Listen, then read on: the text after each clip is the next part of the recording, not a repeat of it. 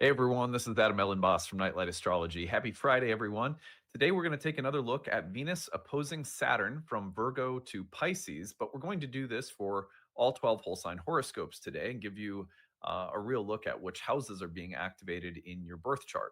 I recommend listening for your rising sign because that will always correspond to the whole sign house version of your birth chart, which is what we Hellenistic astrologers use as our natal default setting anyway. In that setting, basically what you're doing is you're looking at exactly which houses the current transits are moving through, which is why the rising sign is always kind of like a natal transit report. You can always listen to your sun sign, your moon sign, because those are going to be just symbolic divinatory approaches that for some people really work as well. But anyway, that is my recommendation for how you approach this today. But you'll see that we're also taking a little bit of a unique approach in our horoscopes today. I'm going to have some questions that I am inviting you to reflect on given the pairing of these two planets across a set of houses. So anyway, that's our agenda for today. Before we get into it, remember to like and subscribe, share your comments and reflections, turn on that notification bell, turn on all the notifications. It lets you know when new episodes have dropped, and that's really going to help us grow as a channel as well. You can find transcripts of any of my daily talks on my website, which is nightlightastrology.com. When you are over on the website, couple of promotions today. First one, I'm very excited to announce that we're starting our Silent Sundays. Our meditation gathering will begin later this month. Go to the events page, click on Silent Sundays. This is totally free to attend. There's just a Zoom link. You literally click on and join us. Our first meeting will be October 26th at 10:30 a.m. Central Time. It's an opportunity to gather, and if you have a practice of sitting quietly or not, this is going to be a space to help you develop that or take it deeper or maybe get it started. And for me, it's just one more opportunity to make meaningful bridges between astrology and spiritual practice or spiritual self-care. I'm really excited about this. And again, it's totally free to attend. I hope you'll join us and come take advantage of some quiet time. It's really, really good for the soul, man. Anyway, go to courses page, click on first year course. The other promotion today is the program Ancient Astrology for the Modern Mystic. My first year course in Ancient Hellenistic Astrology begins again November 8th. There's an informational video here on the page. It'll tell you everything you need to know. The course outline, everything is here on the page as well for you. There's 30 classes on the year. They're all held via live webinars. If you can't attend, everything is housed for you on a student website. You have your own little private student portal where everything's kept so you can follow along at your own pace. Outside of the 30 classes on the year that I teach, there are also breakout study sessions led by our tutoring staff. There's an interactive group forum discussion that staff tutors to ask questions year round, tons of supplemental material, guest speakers outside of our normal lectures, just a lot of really amazing content. This is what I consider to be really kind of the crowning jewel of my career as an astrologer. These courses, I've poured my heart and soul into them and teaching them for going on 16 years now. It's a really good time to be studying too, as Uranus and Pluto are trining one another in the year ahead in air signs. Fantastic transit for studying astrology. You'll find the early bird rates at the bottom of the page. They're available until October 24th. Saves you significantly off the cost of the course. Also, there's need-based tuition assistance. So if you're someone who could use a little help to make the program happen, exchange rates are high, or you're on a limited income, you're not wanting to live outside of your means, or you're dealing with some debt, whatever the case might be, we don't think that people should be priced out of studying something sacred. We want this to be accessible. So that is a big part of our mission at Nightlight, and I hope that it benefits you. If so, please just take advantage of that. Use the sliding scale for your tuition. All right, on that note, let us now shift our attention to the real-time clock. And let's just review what is happening, what we're talking about. So yesterday, I spent time exploring the archetypal dynamics of Venus opposite Saturn, especially given that Venus is in Virgo, covering those last degrees where the recent solar eclipse took place on September 21st. Venus opposite Saturn is going to perfect between today, Friday, October 10th, and tomorrow, Saturday, October 11th. You will notice that Venus is then going to move through that anaretic degree between Sunday, October 12th, and Monday, October 13th. So we really are talking about a few more days of Venus moving through a very critical part of her development in the sign of Virgo. And the role that she played in the eclipse is sort of peaking right now. Remember, at the eclipse that we had on September 21st, Venus was square to Uranus at the outset of the solar eclipse cycle, or moon cycle that we just began with solar eclipse. So now she's peaking as she leaves Virgo, goes over the eclipse degree, and opposes Saturn. We again broke this down on an archetypal level yesterday. So I highly recommend listening to that talk if you haven't yet and pairing it with today's. What we're going to do today is talk about the house axis. So you'll notice that Venus and Saturn for Aries rising on the ascendant here in whole sign, Venus and Saturn are opposite one another in the 6th and 12th houses. Now, if we were to flip this and place Libra on the ascendant, then what you're going to notice is that Venus and Saturn are flipped, but across the same house axis.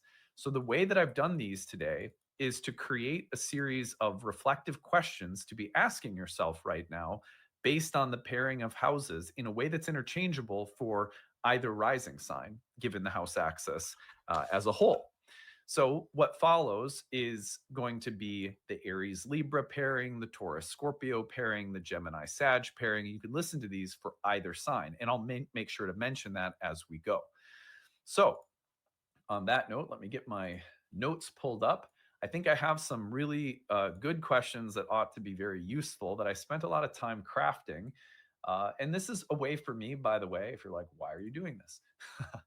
This is a way that I have of surviving what feels like the routine and monotony of horoscopes. Coming up with interesting ways to frame and think about transits through horoscopes has been, it's like an ongoing challenge. And I explained that actually in a video I did not too long ago, talking about why I hate horoscopes, but do them anyway. All right, let's do it.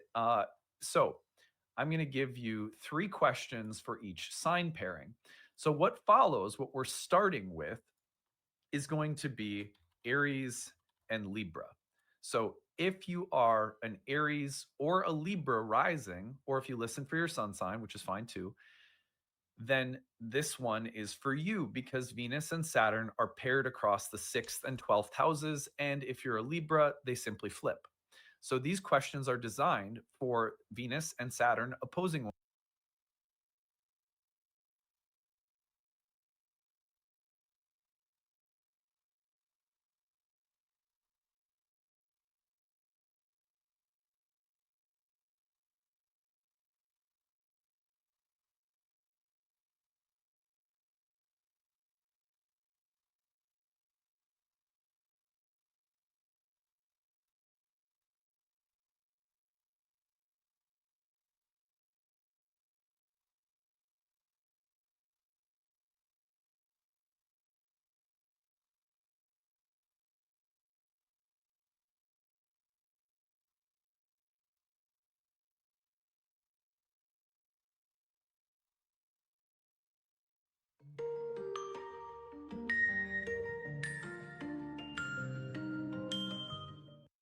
Hey everyone, this is Adam Ellenboss from Nightlight Astrology. Today we're going to take a look at Venus opposing Saturn.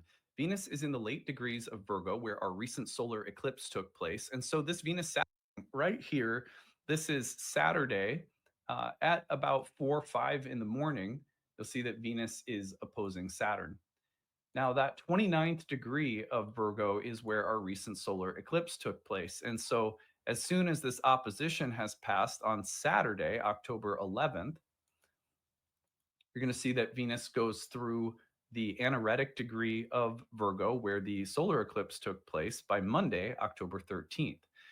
Which means if we back this up to, say, today, Thursday, October 9th, you are in the range of a pretty dynamic period for Venus starting today, Thursday, October 9th, peaking Saturday as Venus opposes Saturn, October 11th, and then really culminating on Monday, October 13th, when Venus passes through the last degree of Virgo where the solar eclipse took place, and then moves into Venus where her dignity picks up significantly, and she starts to get out of the the alchemical cooking range of those final degrees of Virgo. So let's say Thursday to Monday right now, we're in front of us is a very powerful little window for Venus. Now, what I want to do today is give you some things to watch for given that entire sequence without overcomplicating things and with the consideration that our chief concern looking at this is to understand how Venus and Saturn are interacting because that really is the most important detail of the sequence. So, what I've done today is I've come up with a list of 5 things to watch for. But as you may be familiar with, over the summer, I came up with a new way of breaking these down and elaborating upon my list of 5 things to watch for in terms of the 4 cardinal houses. So, there is in all of us a tendency to think about transits in terms of our internal psychological experience of things. That would be a kind of first house area. There is a way that we tend to look at these transits in terms of love and relationships, intimacy, interpersonal life, our career or work or public life, and our family or home dynamics. These broadly reflect the first, seventh, 10th, and fourth houses. So, this list of 5 things to watch for, sometimes I give just as an archetypal overview of the transit itself. Today, we're going to break them into these 4 areas to give a little bit more depth and nuance, especially because Venus Saturn, while it tends to bring up things that are relational, because that is the nature of Venus after all, many people will not necessarily notice huge shifts in your relationships because you're going to notice that this is taking place in some other area of your life. So, I will also be doing some horoscopes tomorrow. But for now, let's give this list of 5 things to watch for. And let's start with the internal psychological sphere of life. The number one thing that I would watch for is that when Venus and Saturn get together, the tendency is to feel somewhat cut off or isolated. The reasons for that can be many. Maybe you're focused on work, maybe you're taking time out for yourself, maybe there's strain in a relationship, but it is not uncommon to feel a little distant or remote or set apart or isolated or lonely when Venus and Saturn come together, or misunderstood or feeling like you don't fit in. These would be common experiences to watch for on the personal internal level. The second thing that I would watch for in terms of the personal and psychological dynamics of Venus and Saturn would be, on the one hand, an enhanced appreciation for what is beautiful. It might seem funny, but Venus and Saturn can actually bring this very refined and more serious and mature appreciation for things, like being able to appreciate something in the arts because you've spent many years in the arts. Venus and Saturn, in that sense, is like the development of a fine wine. Takes a long time to reach its peak level of maturity, appreciation, respect, insight, and wisdom with respect to what is beautiful or what is valuable or what is appealing. So, on the one hand, the appreciation for what is beautiful about yourself, about who you are, can it be enhanced during a transit like this. On the other hand, Venus and Saturn can sometimes lead to the voices of criticism getting louder. And so, on the one hand, this transit can lead to an enhanced sense of what is most beautiful about you, what has been cultivated over a long period of time that is truly special. And on the other hand, you may want to watch out for the voices saying that you're not good enough. Number 3, closely related to this, are issues of self worth. Venus and Saturn can simply bring up the question, what qualities in me are the most valuable, are the most beautiful, are worth cultivating, are worth building or developing? What qualities in me could get better? And what qualities in me are truly special and unique? So, questions about what defines self worth, and almost like a time to review, do I have the right criteria by means of which I'm evaluating my own worth? We'd like to say, oh, I just love myself unconditionally. But we live in a conditional world. And so some conditions are usually required. I mean, if we take terrible care of ourselves, we're not likely to have high self worth, even if we have a gospel of self love. I mean, because if you don't take care of yourself, you're not walking your talk. And so, questions of what actually defines self worth, and are you actually doing things that reflect a healthy evaluation of yourself? Number 4 would be moderation. Venus and Saturn can bring up the need for greater restraint or delayed gratification or self control, especially with respect to things like sex, spending, indulgence, beauty, pleasure. So, thinking about moderation or restrictiveness and oppression, on the other hand, if you're someone who is not allowing yourself a space to have fun, to enjoy, then maybe some sense of releasing a repressive tendency, letting your hair down a little bit. Number 5 would be building beauty or health. When it comes to beauty or health with Saturn, it's usually slow and steady, consistent habits of care and beauty that build a lasting sense of beauty or well being. So consider all of those things. Let's move into love and relationships, where Venus and Saturn has some very specific ways of showing up. And honestly, most of the time when people talk about Venus, Saturn, and broadly speaking in astrological content creation, they're going to talk about love and relationships anyway, since Venus, this tends to be her domain. The first one is the question about intimacy and boundaries. Saturn and Venus can establish the need for better, healthier, clearer boundaries in love, friendships, intimacy. Or on the other hand, it can speak to uh, being overly conservative, cautious, doubtful, skeptical, not trusting, or rigid in some ways, and the need for greater openness. So watch for either extreme to be pronounced somehow in love and relationships. Two is the work of love. Any love, any relationship requires a kind of ongoing work.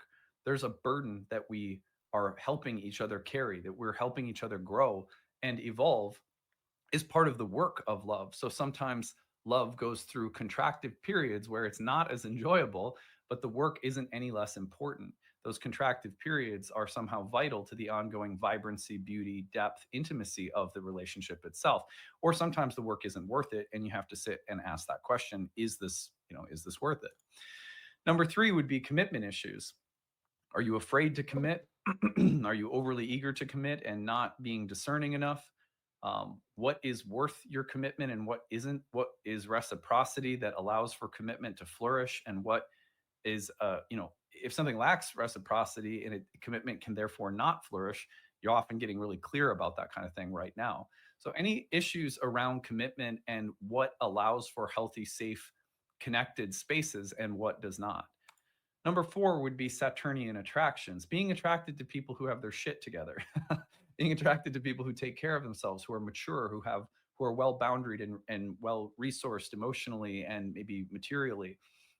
Any kind of Saturnian attraction will usually be to someone who is safe, mature, reliable, somewhat grounded, realistic.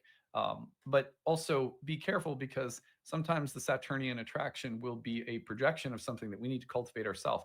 Oh, I'm attracted to someone who's 30 years older than me when I'm in my 20s. And it's because I'm seeking adulthood and I need to find that on my own. I'm not judging any kind of relationship or age or whatever, but you get what I'm saying.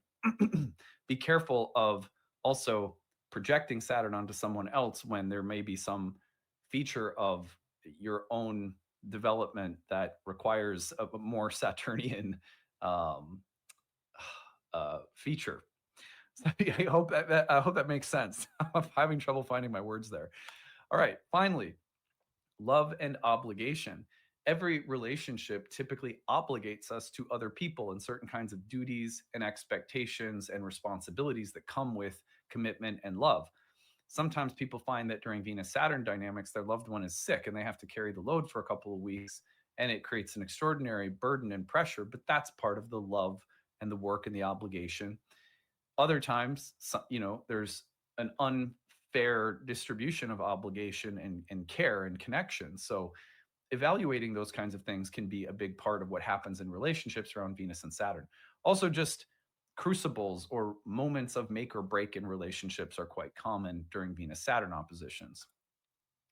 Finally, or next, let's move into career or work. So, when Venus and Saturn show up in the workplace, we often start thinking about what healthy boundaries look like in workplace relationships or workplace dynamics with other people. What are the limits of how far you can relate or get along with someone at work? What are the limits or appropriate boundaries within certain workplace relationships? Not uncommon to see people showing up at HR during a Venus Saturn dynamic because they feel that someone is disrespecting them, or worse. Number two would be the need for a more serious level of artistic or creative work. So when you go to your boss and you say, look, I'm not feeling like I'm giving all of my creative gifts. I feel like my potential here is greater than um, how I'm being used, or something like that. Venus and Saturn together will typically want a greater level of value, beauty, work, and outcome. Like there could be something greater, something more serious, something deeper, something more beautiful. And I'm feeling frustrated because I need more of that somehow, or this could be better than it is. That those are quite common expressions of Venus Saturn dynamics in the workplace.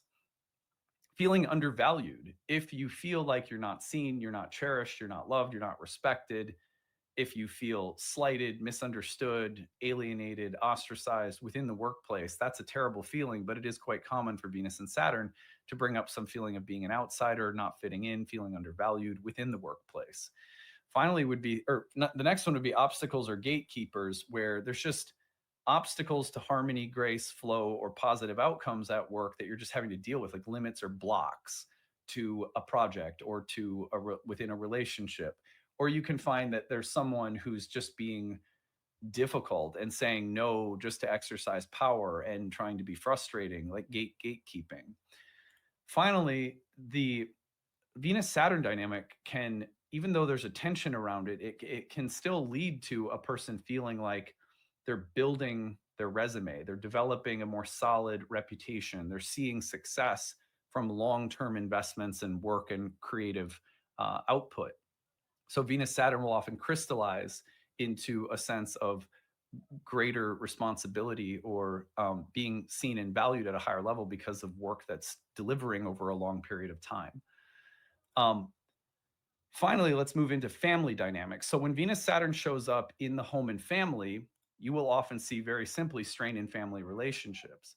Sometimes there's divorce, sometimes there's fighting, sometimes there's strain in sibling relationships. Just in general, family and even the overlap between family and marriage constellating through multiple families that are all connected, that kind of stuff will often show up with Venus Saturn in the home. Number two would be responsibilities around the house, distribution of responsibilities and um, commitments and obligations that we have to each other as a constellation. Someone needs a little bit of money because they're hurting. Someone needs a little bit of hand because they're sick, and you're going to step in and help your sister with childcare. Whatever the case may be, that sense that there are needs and duties and obligations and responsibilities that are expressing themselves around home and family relationships. Also about the work balance and how work and duties are distributed around the home within a family. Comfort and austerity, the split between an environment that's organized, clean, disciplined, and in a way like well controlled. On the other hand, sometimes too much control, too much organization can stress that home environment out, and it's not relaxing enough. So austerity versus comfort, or cleanliness, control, organization, structure versus ease, flow, grace, play, sensuality, pleasure, comfort. Sometimes there's a tension between those two things that just manifest around the home or around different people in the home and how they operate or how they see things. One person loves eating Cheetos on the couch, the other person feels like they're always vacuuming the couch. You get some stress around it. Okay, so number four is boundaries. Boundaries at home. Boundaries at home might be questions about where to do something, like where is my home office space versus where is your play space, or boundaries at home for my daughters might be rules about knocking on each other's doors versus just barging in. The boundaries around the home have to do with creating a healthy sense of respect for individual spaces and different functions of spaces, while also allowing for flow so that things aren't too strict or tight. But the you can see how Venus Saturn is like flow and ease along with like structure. So boundaries at home, in the family, in the house, in the physical layout of the home. And then finally, I would say that Venus Saturn will often eliminate things that are frivolous or unnecessary. Like Venus Saturn is like purging your pantry, or you're cleaning out your fridge or your freezer in the garage if you got one of those. I'll never forget. I'll never forget. We had people at our yoga studio gave us all this food for when my wife was about to have our second baby. So we had like all this really, like, people made us this really nice stuff. And while we were at the hospital, and it was like a midwifing center, and the power at home went out, and so we ended up losing like all this like wonderful stuff people made us. And then I remember the project of cleaning out that freezer, which absolutely sucked. But anyway, paring down to what is essential. Hopefully, you're not cleaning out of freezers, is what I'm trying to say. But anyway, you got to Marie Kondo your house, your apartment. This could be a time to do it. Either that, or just simplifying, just making. Sometimes enjoyment is amplified when clutter is removed, or when things are clean. There's a sense of I can actually relax a little bit more because the mental clutter comes with the physical clutter, and then enjoyment is able to exist because you've gotten rid of things that are unnecessary somehow. All right, well, that's it for today. That's what I've got for you. I hope this has been useful. We'll do some horoscopes tomorrow. Stick around when I sign off. I can't wait for this next program to begin in November. Check it out. Come study with us. These programs are absolutely fantastic. There's nothing better than connecting with a lineage. And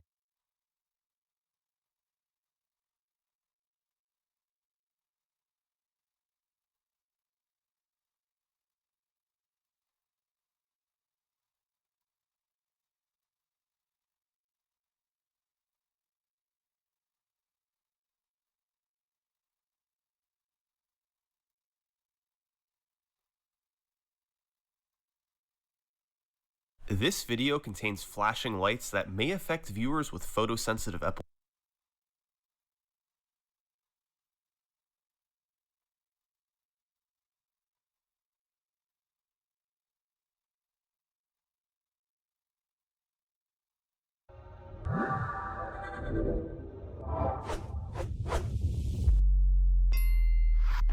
You are the wife of John McAfee, Yes. and I just recently listened to you tell your story on Matt Cox's podcast, which was fantastic. Thank So you. I thought I have to get you in here to tell this because you have like the most intimate details Yeah. of his life from the point when you met him when he got back from, I think, Guatemala, right? Yes. But like to start this thing off, maybe we should talk about what happened with his death and where did he die? Where was he? And like, what was the outcome of the investigation that happened with that? Okay. So we were in Spain. We had been there for a few months, and John was going to be leaving to go to Turkey to meet some friends. And so he was flying out of the Barcelona airport when he was arrested, and he was taken to the Brians One Penitentiary in Barcelona, just outside of Barcelona. So he had been there from early October, I think it was October 4th when he was arrested, until he died, which was June 23rd, 2021. So he'd been there the entire time. So I'm sorry, October 4th, 2020, until June of 2021. And that's where he was when he died. I spoke to him the day that he died. I spoke to him every day once he was processed and in the system in the prison. I spoke to him every day, 3 times a day. The phone calls were 8 minutes a piece, so really short. But Was this in Belize? no, this was in Barcelona. Barcelona. Okay. Spain. Yeah. And so, yeah, I didn't know John when he was in Belize. Okay. Yeah, Yeah, I that met was way- him. that I was met him before. after. Okay. Yeah, that was pre my time. So, but he was doing well, ish. It's prison, so I mean, how well can you be doing? I heard prison in Spain's not that bad. I don't think it was, but I don't think that he was necessarily giving me the truth about what he was maybe experiencing. I know he lost a lot of weight. His attorney was concerned about his appearance because he didn't look well. But I will say, before he went to prison, he was a little overweight. John was a very slender guy, and he had gained a lot of weight. We did a lot of drinking, so Yeah. so he gained a lot of weight. So I think he was just getting back down to his natural state of being, which is slim. So, but he was fine. As far as I could tell over the phone. He didn't sound stressed or obviously tired. But the day of, he went to court because they were going to give a ruling on whether or not he was going to be extradited back to America. And so Which he didn't want, right? right, of course, no, he didn't want to be extradited back. But we had a team of attorneys, 2 Spanish attorneys, two American attorneys because there was two cases brought against him. First, it was initially the tax fraud, and then the SEC added some other charges later after once he was arrested and in custody. So we had two separate attorneys working on that, and then we also had a British attorney who was working on that angle because John had dual citizenship. So we understood that they were probably going to grant the extradition. And so this was not a surprise. It didn't catch John by surprise. So because I've heard a lot of people comment on him rage quitting, and that wasn't, if you knew John, you just would know that that wasn't him. Like killing himself? Yeah. Okay. This just wasn't what he would do, right? He was a fighter till the end, and I believe that he definitely fought. However it was that they were able to get him in that position that he was in, I believe that he fought, which is why maybe they wouldn't allow me to see his body as I was So requesting. the day that he died, it was decided that he would be extradited. Right, but there was going to be appeals. Right, there's an appeals process. So he wasn't going to be extradited that same day. It was going to be what, week, months? year, or month. Yeah, it was going to be a long time. And so everyone understood that. So I spoke to him early in the morning before he went to court. After he came from court, he was disappointed, but again, it wasn't to be expected, or we expected the outcome anyways. And so the last thing he said to me on that conversation, our last conversation, was that I love you and I'll call you later. And so fast forward a few hours, I think it was about 4 or 5 p.m. Spain time, when someone sent me a DM, and I got a notification of the DM, and it said, OMG, tell me this isn't true, in all capital letters. And so I don't know why, I just immediately thought of John, and I went to Google, and that's how I found out that John was dead. And things after that are a little blurry, but I was able to go to the prison within that same week to collect his belongings. I spoke with the head of the guards. I guess he was like the boss, or anyways, the boss of all the guards, over all the guards. And he just spoke very highly of John, and he was an exemplary a prisoner. He didn't cause any trouble, and he was always smiling and always engaging with everyone. And so they were very surprised, very shocked at what happened to him. It was just unbelievable to them, because especially that gentleman, he said he had spoken to John after he had come from court. So there was no evidence or that he was thinking about harming himself, And so for things to have ended that way, they were very shocking to the people in the prison. And after that, I think by the end of the week, I was able to go to their morgue and identify John. So I was in a room, and there was a glass window, and John, they rolled his body in on the other side, but all I was able to see was, from his head up.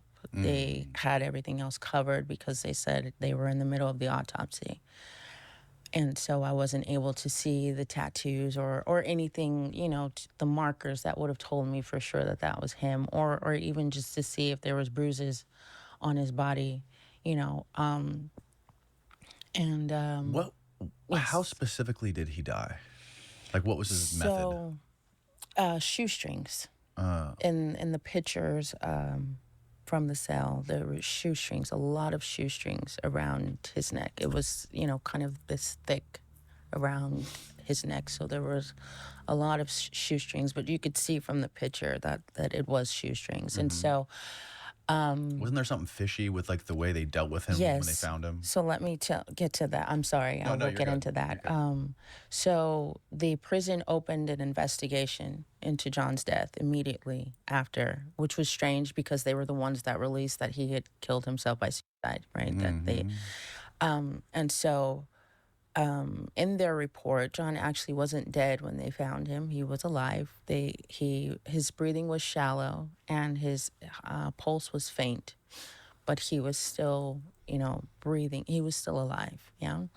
And so in the security footage, they send in a medical response team and they come and they bring John's body out and lay him in the hall, and they put the thing over his mouth and they're pumping air and they're doing chest compressions for, over 10 minutes. They're doing this before they call it, and then they put his body back into the cell and they take the picture. So anyways, from the report, it's reported that he had the shoestrings around his neck, but there was something that was connecting him to the window. So that's how he was found. He was found hanging from the window in his cell, which is not a high window, right? And So like it wouldn't have been tall enough. no, not at all. And the guard actually made it a point to let me know that his feet were on the floor when they found him, which was interesting to me because it made me think of,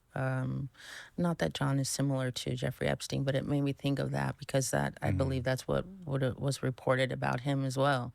Yeah. That how would he have, he was a very tall man, and so how would he have, anyways. Right. And so, yeah, so his feet were on the floor, and whatever it was he was attached to the window with, they burned it off to bring him down. So that evidence was destroyed. And also in the pictures in the investigation report, you still see the shoestrings tied around his neck. Now, I don't think that they cut it off and then laid it back on his, for just the picture purposes. So that means that they were then, doing these chest compressions and giving him oxygen with this, shoestring noose around his neck, Was it still super tight or was it loose? It had to have been. Because what? If they took it off the window, though, maybe it. Well, like I said, there was something attached to what was around his neck and around the, at the window. So I don't know if that was something separate from what Right. he, or if that would have loosened what was around his neck in any way. But still, why would you not Right. remove what's around his neck before trying to save his life, right? Because it seems that would defeat the purpose, of whatever you're trying to do. Because I'm not sure why they would have went in with oxygen and chest compressions anyways when he had a heartbeat and he was breathing. So I'm not sure what should have been done in that instance, but I don't know that would have been the right protocol. So he had a pulse. Yes. His heart was beating and he was breathing. A faint pulse and but he was unconscious. Shallow breathing, yes. So I'm not sure what was the cause of death steps. then? They say asphyxiation. That's what they were saying. So maybe there was so much damage to his windpipe or something like this that he couldn't. Possibly, I don't know. That's the problem, is that they never released the full autopsy report. We got basically like a summary, so it's like 4 pages. And you were the only point of contact. You were the only emergency contact for him. His attorney was as well. His attorney was. Yeah. Him and you and the attorney. Him and his he had 2 Spanish attorneys, so both Spanish attorneys, and neither of them were contacted when John died. No, so none of us were contacted. We all learned of his death through the news. Wow. Do you think it's possible that if he was murdered, who do you think would have been behind it? I don't know. I don't know who would have given the orders, but obviously the people, someone in the prison, obviously. Right. Well, somebody in the prison could have been paid to do it, but somebody obviously powerful who. Obviously. I mean, and your guess is as good as mine. Yeah. There's a whole host of people that we could begin to name, that John, would have named. He had issues with a lot of people. He made it a point to make issues with a lot of powerful people, and so again, it could be anyone, Now, at the end of the Netflix documentary, yeah, Samantha, whose dad or uncle or something was the Attorney General of Guatemala. That was Amy. That was a different girl. Okay. Yeah, different girl. Okay, so no, I'm sorry. Yes, this was Samantha. I This was apologize. Samantha? You're correct. Okay, You are okay. correct. Yes, Samantha's uncle. Yes, Okay, I so apologize. so Samantha, she says that John called her up 2 weeks after his death. Yeah. And why did she say that? She probably was paid to say it. What? I would think so. Just to like spice up the I documentary? think so. Because now I don't know. I can't speak for certain that John wouldn't have, been in contact with her, but I can say that after he came back from Guatemala and he was, interacting with Samantha, he then began to field her calls through me. So he would say, "It's Samantha, answer this and talk to her," because she was just asking for money.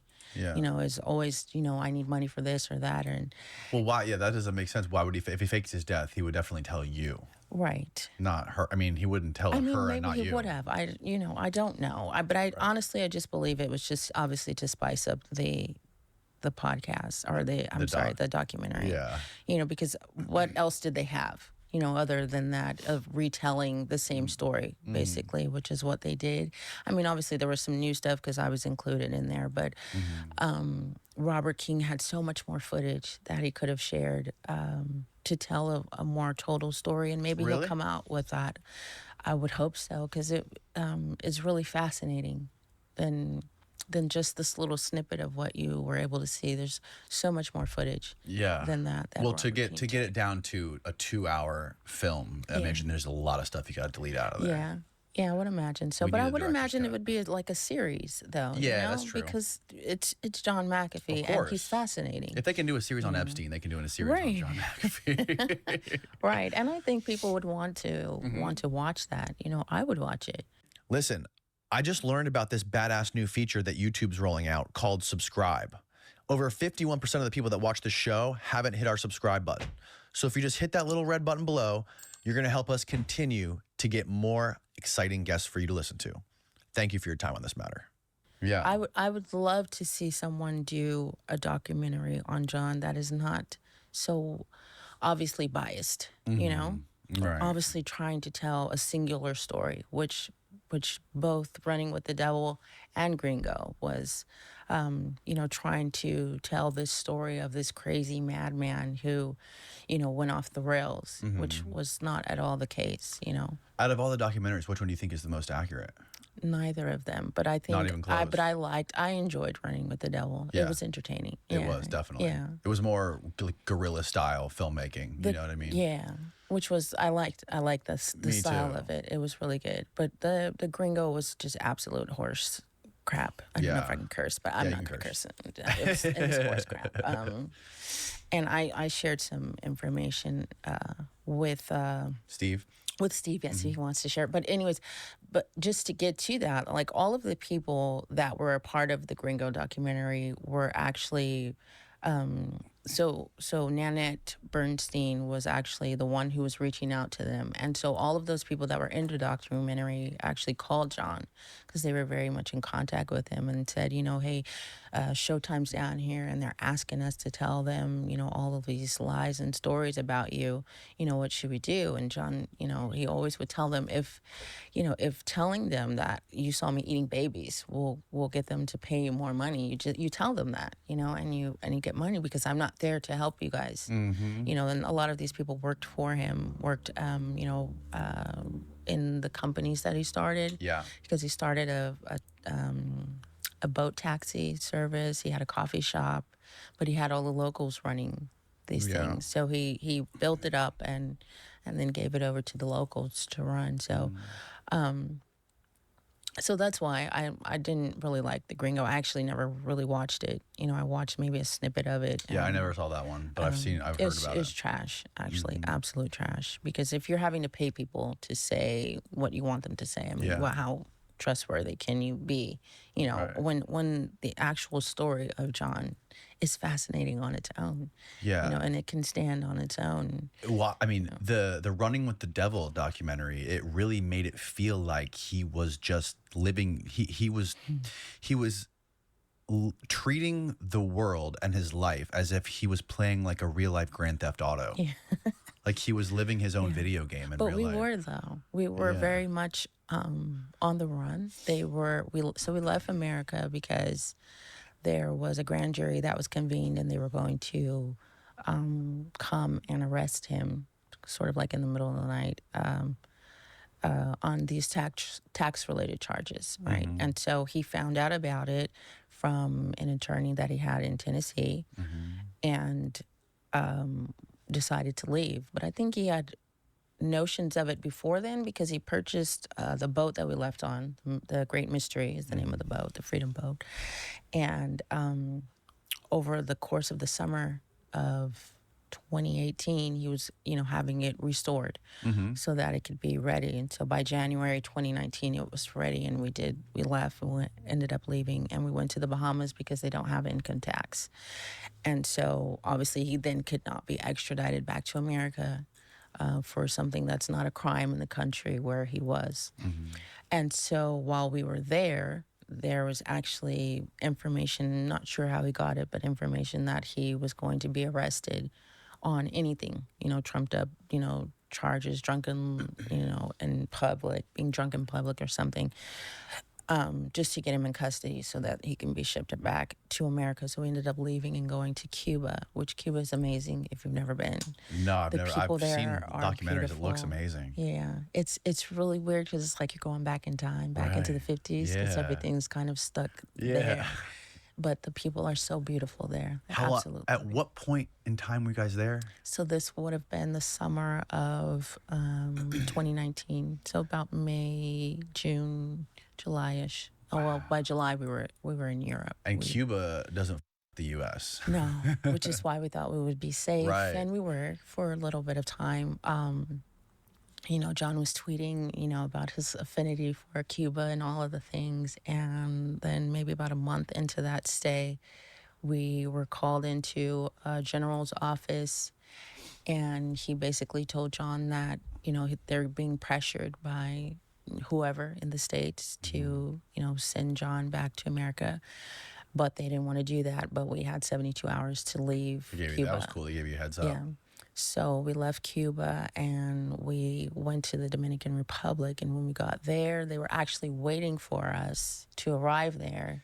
They had cleared all of the docks of the boats that may have been there. They moved them all to the back. So we were the only boat that came in, and they had soldiers strategically placed with machine guns, kind of just ready for. Yeah. I'm not sure what they were expecting us to do, but it was crazy. So in the documentary, in the Running with the Devil, they cut out all. There was no Cuba footage. Yeah, no Cuba footage. Why? They I don't know. I figured like that would have been a really cool part. Yeah, it was really cool in Cuba. It was a really good time. Fucking Netflix. Because Robert was there with us. He was there in Cuba. Really? He was there in the Dominican Republic. Yeah. So he left America with us, and he was filming all of this. So he's, the Bahamas. He was there, Cuba, the Dominican Republic, and then we parted ways at that time because when we got to the Dominican Republic, they made us stay on our boat, and they wouldn't allow us to get off the boat. And we had our 4 dogs with us as well. So, and we had run out of water and food. We were hungry and we stank, and it was bad. So, I'm not sure we weren't sure what they were doing or why they wouldn't allow us to get off the boat to do the normal check-in. You speak to customs and immigration and, declare what you need to declare. And so we had our weapons out. We had 3 guns at the time. So we had them out, unloaded, bullets, everything on the table, ready to declare this to the customs. And then this man and woman came onto the boat like a couple hours later, and they went inside. They made us surrender our phones. They went inside of our boat, and they spent like at least an hour in there. I'm not sure what they were doing. We later found out that they were trying to find John's money. John had a large amount of cash, I think $100,000 on him. And obviously we had to declare that in Cuba. Now, how they found out about it there in the Dominican Republic, not sure. But they took us then, after all of this, they then took us to a holding facility, which was a jail, but they let us be in the cafeteria. So we weren't really detained, but we were detained. Yeah, you guys had brought the cameras in there and stuff. Yeah. And so 4 days we spent there. They finally, I think day 2 maybe, or day 3, they finally let one of our security go back to the boat to take care of the dogs, because the dogs have been on the boat now all this whole time. No food, no water, not able to use the bathroom. So we were able to have someone take care of them, and then they took us to immigration, And, they told us, okay, we are sending you all back to your country of origin, which was fine. But then John said, well, I have dual citizenship, so I want to go to the UK. And they said, no, you have to go back to the US. So this began a little bit of a battle. John hired 2 attorneys to fight this in the courts so that he wouldn't have to go back. And they, obviously they needed time to file their paperwork and everything. So this time, John, you probably heard that John faked a heart attack in Guatemala. Yeah.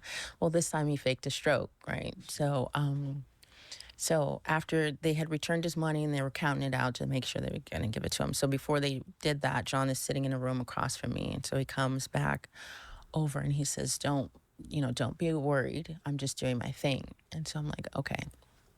So he goes back over and he's sitting there for a while, and then all of a sudden he falls over on his face and hits the floor. And it's super funny because everyone was just looking at him like, sir, please get up. We know you're faking. Like that was the look on their face. And so, after a little bit of time, he comes to and he's like, oh my God, where am I? Who are you people? Where's my wife? I want to see my wife. What are you doing? And so then our security came over and he said, sir, it's me. It's Steve. He said, no, get away from me. I don't know you. He was a really good actor, right? It was really my quite convincing. And yeah, it was, it was good stuff. So then I was able to, they finally allowed me to go and speak to him. And he's like, where have you been? Where are we? What's happening? He's still putting all this on. And so I'm talking to him like, it's okay, you're safe, And, in his ear, I whispered to him as I was hugging him, I said, they're taking me to the airport. I have to go. So, just be safe. I don't know. And I'm just saying goodbye. And so they took me to the airport with everyone else. We had, one security who's from the Bahamas, one who's from Haiti. So he was going back to Haiti and Bahamas, and then Robert King was being sent back to the States. And when we got to the airport, they called and said to bring me back because he was in the hospital. And so when I get there, he's got his legs up and he's just chilling. He's on his phone. Having a margarita. Not quite, but he's chilling. And so they kept trying to go and take him for tests, to see if he's okay. And he's like, no, I'm okay. That's okay. I don't want to do that. And finally, the attorneys came and, they had filed what they needed to file. And so John was going to have his day in court, if you will. And so this changed the tune of the head of immigration. And he finally said, okay, well, where would you like to go? And John said the UK. So they bought us tickets, our flights, and took us to the airport. And we made it into the UK. John got us a hotel with Bitcoin. We stayed there. So that was a Friday in July. And so before the government could open up on Monday, we actually left on Sunday and went deeper into Europe. And so we went on a European road trip, which was pretty cool, actually. That's how our relationship started. That was kind of the first thing we did. We went on a 3-week road trip after I had met him in Miami. And so it was cool to have a European road trip. And then we eventually made our way into Spain where we were hanging out. And okay. Then that was basically the end of it. He left and then he went into prison in Spain. And Yeah. So that was a good little prequel to the end of it. But let's rewind and go to the very beginning of the story. And so for people who may not be familiar, can you give a brief summary of how he came to be and the antivirus software company, how he made his money, and then got to meeting you? Okay, perfect. So John was born on, no, I'm just kidding. Just kidding.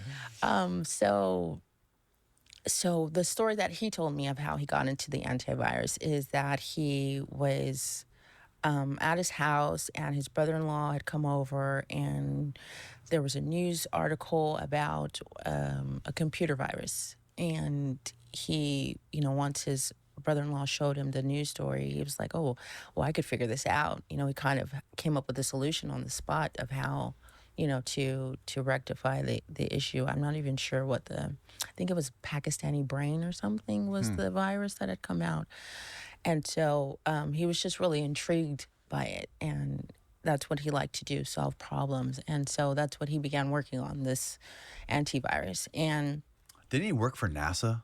yes, he worked for NASA, and That's he crazy, on the Apollo program. worked also. I'm not sure about that. Oh, that but was in the documentary. Definitely. Yeah, yeah. Okay. Yeah. Yeah. So that would have been like, the 60s, late 60s, early 70s. Yeah. He also worked for Xerox. There was a lot of black programs that he worked on, things that even at the time when he would speak about that, he said he still, there were things he still couldn't speak about. Really? He yeah. honored that stuff even after he freaking fled the U.S.? Yeah. Wow. Yeah, it's pretty cool. And he had top clearance, I guess it is. Obviously, Yeah, they'd I have to. imagine, And yeah. he often would joke about how, like, why he was able to get that, because he was completely honest about everything that they asked him. If he did drugs, if he sold drugs, if he, into kinky sex. I don't know. Whatever Yeah. they ask, the very intimate questions that they ask people. And he was just super honest about that. And so, so the antivirus comes on the scene, and he was actually initially just giving it away, like, to the individual users, right? And he actually sold his product to the government. They were his first. The military was his first customers. Military, then the FBI, CIA, all of these agencies became his first customers, and that's how he made his millions. But he didn't stay long in the company. John was not made for boardrooms and board of directors. It just so that didn't last very long at all. I think he was out by 94, 95. And they got bought out by Microsoft, right? Intel. Intel, okay. Intel, yeah. Intel for $7 billion. Yeah, but this was long after his time there. So $7 billion in the 90s. yeah. Oh no, not at that time. I'm sorry. I'm speaking fast forwarding. I think sometime in 2015-ish or something. Okay. I'm sorry, but I'm not sure actually who bought him out in the 90s. Steve can Google it. Yeah. Okay.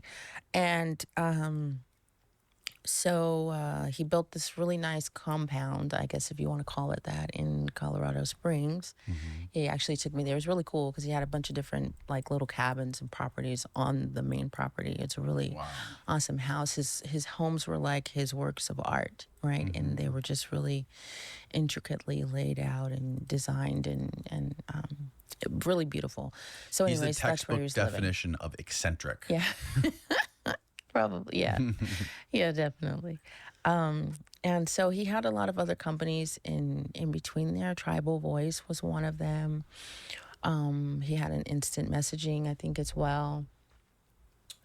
And, Sold McAfee Associates in 1994, the same year he stepped down as chief executive. Does it say who bought it?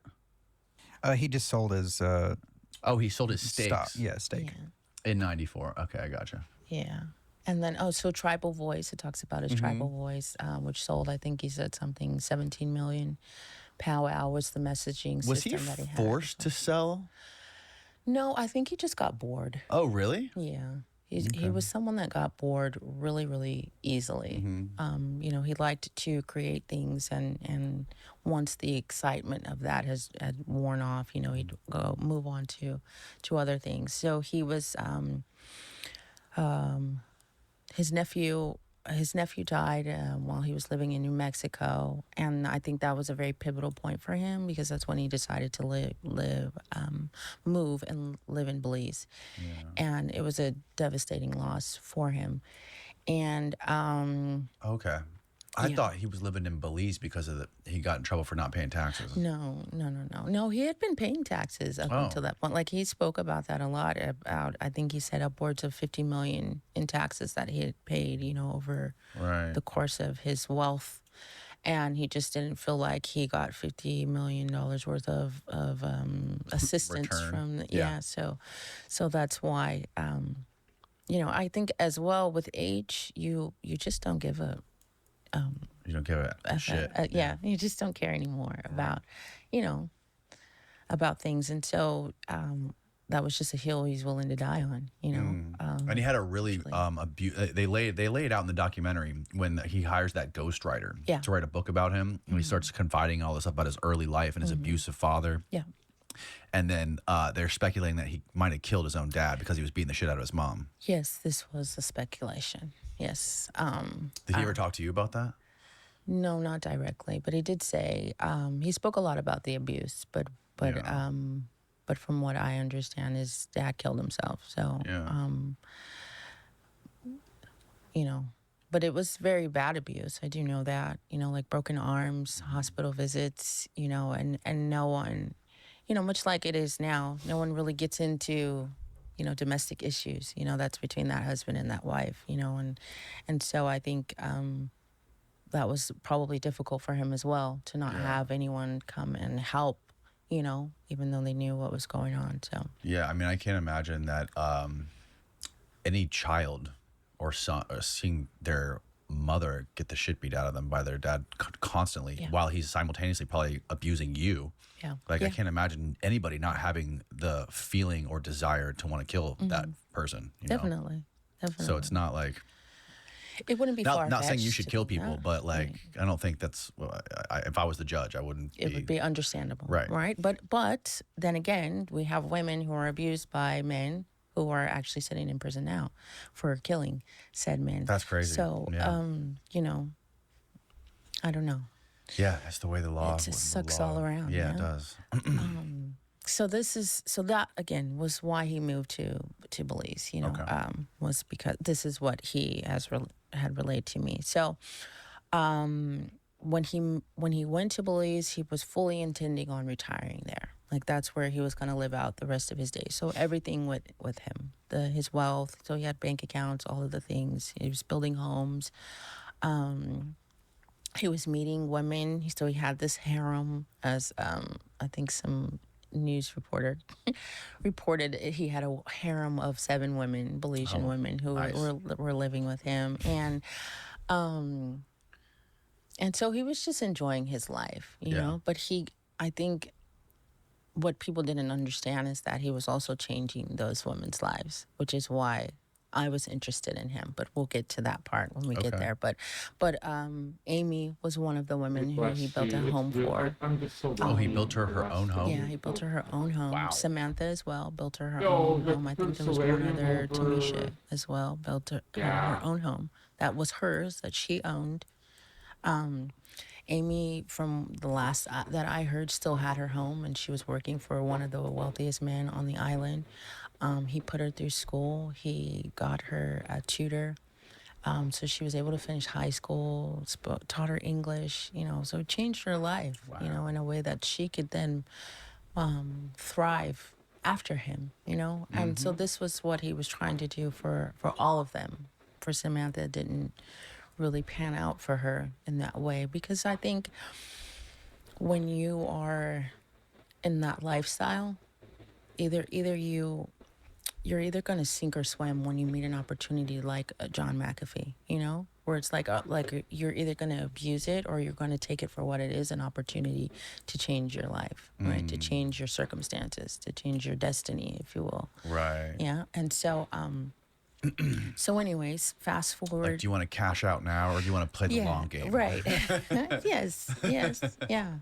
Yeah. And for some, the long game is, okay, how can I get as much money out of this person as possible? But for me, the long game was, how do I turn over a new leaf or whatever, whatever. Because I was very inspired by what I learned about Amy. Like that was just amazing to me to hear her speaking. Now, she didn't speak to me directly. She didn't like me for whatever reason, but just to listen. John would let me listen in on conversations. He would tell her, I was there, listening, and just to hear her how changed her life was just a beautiful thing for me to witness. But anyways, back to Belize.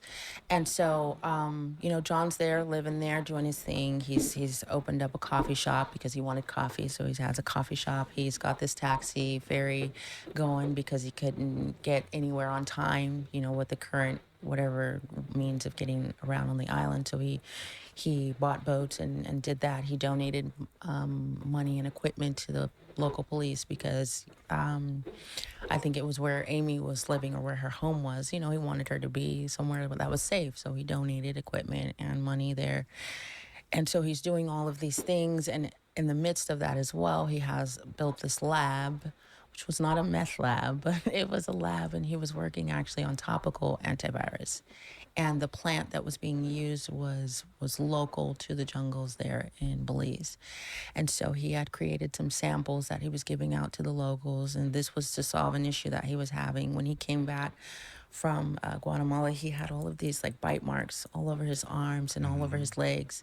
And so that was what the topical antivirus was for, you know, and it really was working, you know.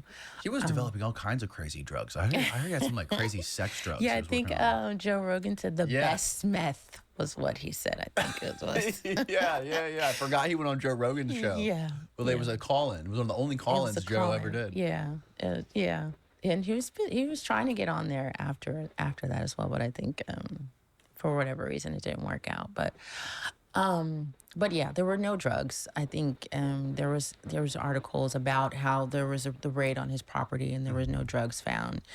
But no one wants to care about that. No, everyone wants to believe that obviously he was making, but which would be stupid for an American, a gringo, a white man, to go into the jungles of Belize, right, where the cartels have the stronghold on the drug business there, right, and set up shop there. There's no way that he would not have survived a month there if that's what he was actually If he was cooking up his own doing, stuff in his right? house. Actually, like seriously, but so. But there was like the bath salts too, right? Like there was this crazy bath salts he was doing. I don't know. I wouldn't call them bath salts. He said it was like 10 in the documentary. They said it was like 10 times better than cocaine. So I don't know about that. Okay, but I do know he was getting a supplement, I guess I would call it, from China. He definitely was doing that, and he definitely used that. And this, as he shared with me, was something that he used because he was meant to have a bypass on his heart. And so he went into finding these sort of natural remedies because he didn't want to have to do that. And so I guess somehow that led to Stimulants could help with that. So that's what he explained to me, what it was he was getting from China. Yeah. And so no bath salts, no cocaine, no Really? No weed, cocaine? Weed was That would be the first drug I would guess with John McAfee. would be Right, cocaine. right. I know. But he was super square. He was super Come square. on. Yeah, when we were living in Portland, he had an issue because I was smoking weed. So he was like, they can come in here and bust the door down and because it was illegal at the time in Portland. And I was like, okay, well, I'm going to be careful, but I'm not going to stop smoking. Like, that's crazy. Yeah. But eventually he changed his tune once we were in Tennessee. So that became his drug, if you will, of choice, alcohol, for sure. But No cocaine. no, I mean that would have been former use. We got evidence right here, Right. Janice. So funny. That was actually cornstarch that we bought from the store, and that's what the label is. Yeah, that was such a fun video. This is the video on how to uninstall. McAfee. Yes, it's so fun. That video. We had the best time that day. Yeah. That was hilarious. Yeah. And he just wanted to kind of really play up all of the negative press that was going on about him. And so he took all of the things that was being said about him. And in the beginning of this video, he's reading comments that were actual real comments that people had left about his software. Oh, really? And then when it goes to the scene with Bartholomew, who was actually, explaining how to uninstall McAfee, that was the actual directions of how to authentically uninstall it. So it was just a fun time. With that nerdy Super dude, fun. when all the ladies start massaging him, taking his clothes off. Yes, yeah. Oh my God, that's amazing. He's a real life GTA character. That's good. Yeah. That's what he is. I hope GTA. They're coming out with the new Grand Theft Auto. I hope they put him in there. Right? That would be. Someone needs to make a video game. And I think it's gonna be. John I think it's McAfee in video Miami game. again too. Yeah, It's a okay. Miami-based one. Nice. Because Miami's awesome. So yeah. I used to love Miami, but last couple times I've been there, it's just too I will crowded. say it was weird. So I went after I was on with Matthew. I went down because I just wanted Yeah. to be there and kind of walk where I had met John and where we Yeah. spent time. And it's really different. It's strange, actually. Yeah, I used to love going there, but the last couple of years, every time I've been there probably like 3 times in the last 2 years, and it's just gotten dirtier and more crowded, and the traffic's Yeah. gotten even worse than it used to It be. seems really more commercialized. I guess would be Yeah. a good way to describe it. Yeah, maybe. Yeah, just way more people. Way more Yeah. people, different vibe. It's Yeah. just, it's so crowded. The great thing about Miami is it's so close to the United States. Yeah. Okay, so no coke, no meth. No Coke, sorry guys. Just no Coke. just on some sex drugs and topical antivirus. this. Just yeah, okay. But At least that's what he said on Rogan. yes, I know, I do, and I won't comment. I don't think it would be a bad thing if he did that. I think it's fine. I think because there's just this connotation when people ask about drug use as it relates to John, and I think that Yeah, but all the best people do drugs. All the most creative right, people. it's all how the, they are creative. Yeah, let's give all some the their best creative drive, musicians you did know. tons of drugs. Yeah. I don't think it's a bad. As long as you're not like hurting people, forcing them Right. on people, you're fine. Right. You don't do it. Doing that stuff to yourself. You're not. It's a victimless crime. Yeah, for sure. It's not. I wouldn't even consider it a crime. People have been doing drugs since the beginning of man. Right, it's just what we do, Yeah. right, to Yeah. relax. We got to alter our experience. Yeah, and he definitely was very knowledgeable Yeah. about all kinds of drugs. Yeah. So I will say that he wasn't ashamed to talk about his drug use. Right. It just didn't happen when I was with him. I will say we did do ecstasy one time, which was really? amazing. Yeah, we went to Dracula's castle in Oh, the real one in Transylvania. Yes, we went there. It was so awesome. We were listening to like On lo-fi. acid? It was so cool. Oh wait, what did you say? It was the best ecstasy. Ecstasy. Yeah. Oh, It was the best day. It was really cool. That sounds really. I don't remember a lot of it. I just remember it was cool. Was the documentary guy with you? No. Oh, okay. He wasn't there. Damn it. But it was a lot of fun. We had a good time. So yeah. Okay, so back to the Belize. Belize. Sorry, Yeah, yeah. I'll get through that as quickly as possible. So anyways, they come to his lab or they come to his property.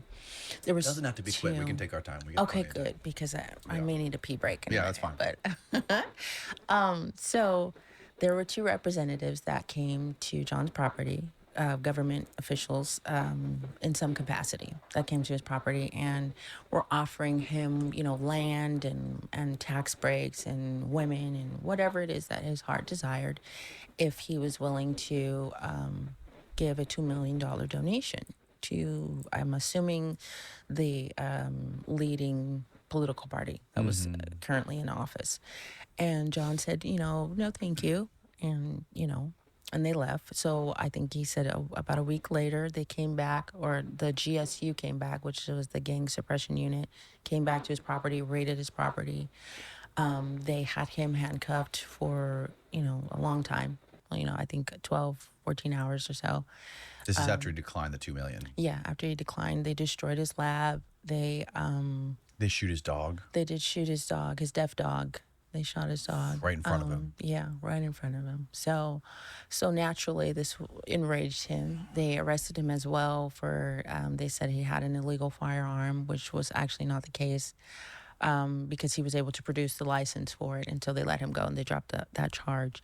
And then they came back a week after that and asked him if he changed his mind, and he said, "Get the F off my property." And so this for him began war. Now it's war. So they asked him, please donate $2 million to this political party. And in exchange, they were going to give him a bunch of land, Perks. a bunch of girls, unlimited stuff, live like a king Right. here.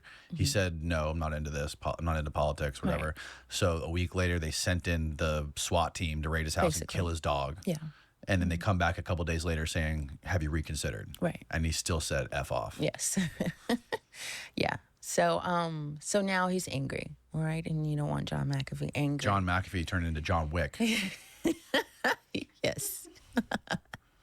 Yeah. Yes, very quickly. It didn't take much. And so what he decided to do was gift computers, laptops to secretaries, girlfriends, boyfriends of people who were like high up in the government, right? So and on these laptops it had key logging information, right? Spyware on it. God. Yeah. And so naturally they took the laptops, not questioning, them or anything. And so he began to. How many laptops do you know? I don't know. He never, I don't think Yeah. I've ever really heard him say how many. Right. Or to whom exactly he sent them to. And so he began collecting information. What he was looking for was just information that he had been set up for this raid on his property because he was demanding an apology from the prime minister. And instead, what he found was drug trafficking, human trafficking, murder for hire, all sorts of evidence of illegal money laundering, all sorts of things that was being perpetrated by people high up in the government. And so, so now I think he, obviously So this they were didn't working deter with all him. these cartels and gangs and Yeah. all this criminal stuff. Well, naturally. I mean, this is what happens in these kind of countries, yeah. Yeah, unfortunately. Yeah. This is just what happens. And so, But he had hard evidence of it. Like he had Yes. emails and receipts and stuff. yeah, he had all the things, right? Wow. Because this was going on for months, a couple of months before they found out about what he was doing. And this is obviously, so just to like really clear up the context here, we're talking about Belize before you met him, right? Yes, now. before Right, I met okay. him. And so all of this that I'm relaying to you is things that he relayed to me, Right. and then also that he's spoken about in Yep. various interviews as well. Yep. And so, so I think the raid happened maybe April of 2012, and they maybe found out about August because he was on the run for a couple of months before his neighbor was shot and killed. And so, He what was on the run, so he was left? on the run in Belize. So Okay. he was going and hiding out at different properties So he that wasn't he staying had. at his main house anymore. No. And so when his neighbor died, he wasn't actually in that home. He wasn't staying in that home. Did he have like hard evidence, like an alibi for that? I would imagine so. I mean, he was with Samantha, so she, would have been his alibi. She was actually with him on the run while all this is happening. Because what happened was they found out about the computers because he hired women to kind of parse through the information, looking for things related to him. Right. And so one of these women was sleeping with I believe the head of the He GSU. hired women to infiltrate the government? No. To parse through the information that he was collecting. Oh, okay. Right. Yes. So to find out, what was related to him, if there was anything that was related to right, him, I and see. what was going on with him. I So, and one of these women was sleeping with, I believe, the head of the GSU or the head of the police department or something. Okay. And so during pillow talk, she kind of just blurted out, what she was doing for John McAfee. And so that's how they found out. And that's why he had to go on the run. Wow. And so when his neighbor was murdered, John believed that it was actually a botched hit on him. And it was an actual attempt on trying to murder him, but they went to the wrong house. Well, didn't the neighbor poison his dogs? He didn't believe that. He thought it was maybe the police. I don't know the GSU, but Yeah. but the police. Obviously anyone could have done that. Could have thrown meat over the fence, which is probably what happened. And they Because were there was actually a beef between the neighbor was pissed off at John's dogs, right? I heard about that, and John spoke about that, and he never knew about an official complaint that was lodged by the neighbor, but he said everybody complained about the dogs, not Right. just the neighbor. Even he complained about the dogs. They weren't actually his dogs.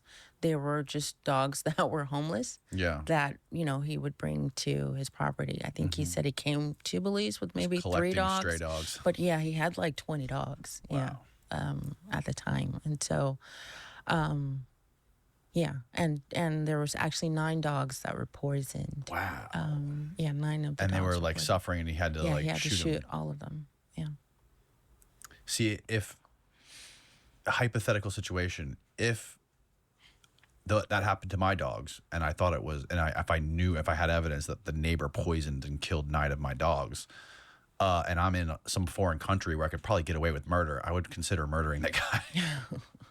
Well, I think you would have been smarter than to wait till the next day, right? I mean, at least that's the timeline wise of how they're saying that this happened. That the very next day, Right. John would have went and did that. It just doesn't you make would any think sense. you would be smarter, because it's just like it makes too much sense to say like they're gonna easily. It's so easy to point to him as being the guy who killed him because Right. 1 + 2 = 3. The guy poisoned your dogs. You had to execute your own dogs. This guy hates your dogs, and you went out and murdered him. Like, it's an easy case to prosecute. Like Right. so. Yeah, Right. there is that. You would think he would be smarter than that. And he was, Yeah. but again, he was not at the property. Again, this is what He wasn't even there. has always said, that he wasn't staying at the property because they were looking for him at the property. They were kind of, waiting on the beach so that they could arrest him. Well, not arrest him. Obviously, they were just going to take him in custody and he would have disappeared. We would have never heard anything more of John McAfee. So, and this is why he refused to go back to Belize to be questioned. Now, he was never wanted for murder. I think I sent something to Steve, one of the articles from in Belize, one of the papers in Belize. There was an article saying that he wasn't wanted for murder, but he was wanted for questioning. And he offered to be questioned in any neutral area, other than Belize. He just refused to go to Belize. He wasn't going to go there. And so, because obviously he was concerned for his safety, Police chief. This was in the Bahamas when John was going to dox the police chief as well as the CIA agent was behind trying to have him collected in the Bahamas, arrested illegally. What's the one we're looking for here? It's gonna be I don't see it there. The on only the side. articles are this one and this guy. Yes, there's that one. This was an article as well in there. There it is. No, not that one. I'm sorry. There's another one, but that's him demanding the apology. This is from Edward McCoy, who was actually in the documentary, who talked about how he was approached and offered money to give his story that he gave in the documentary.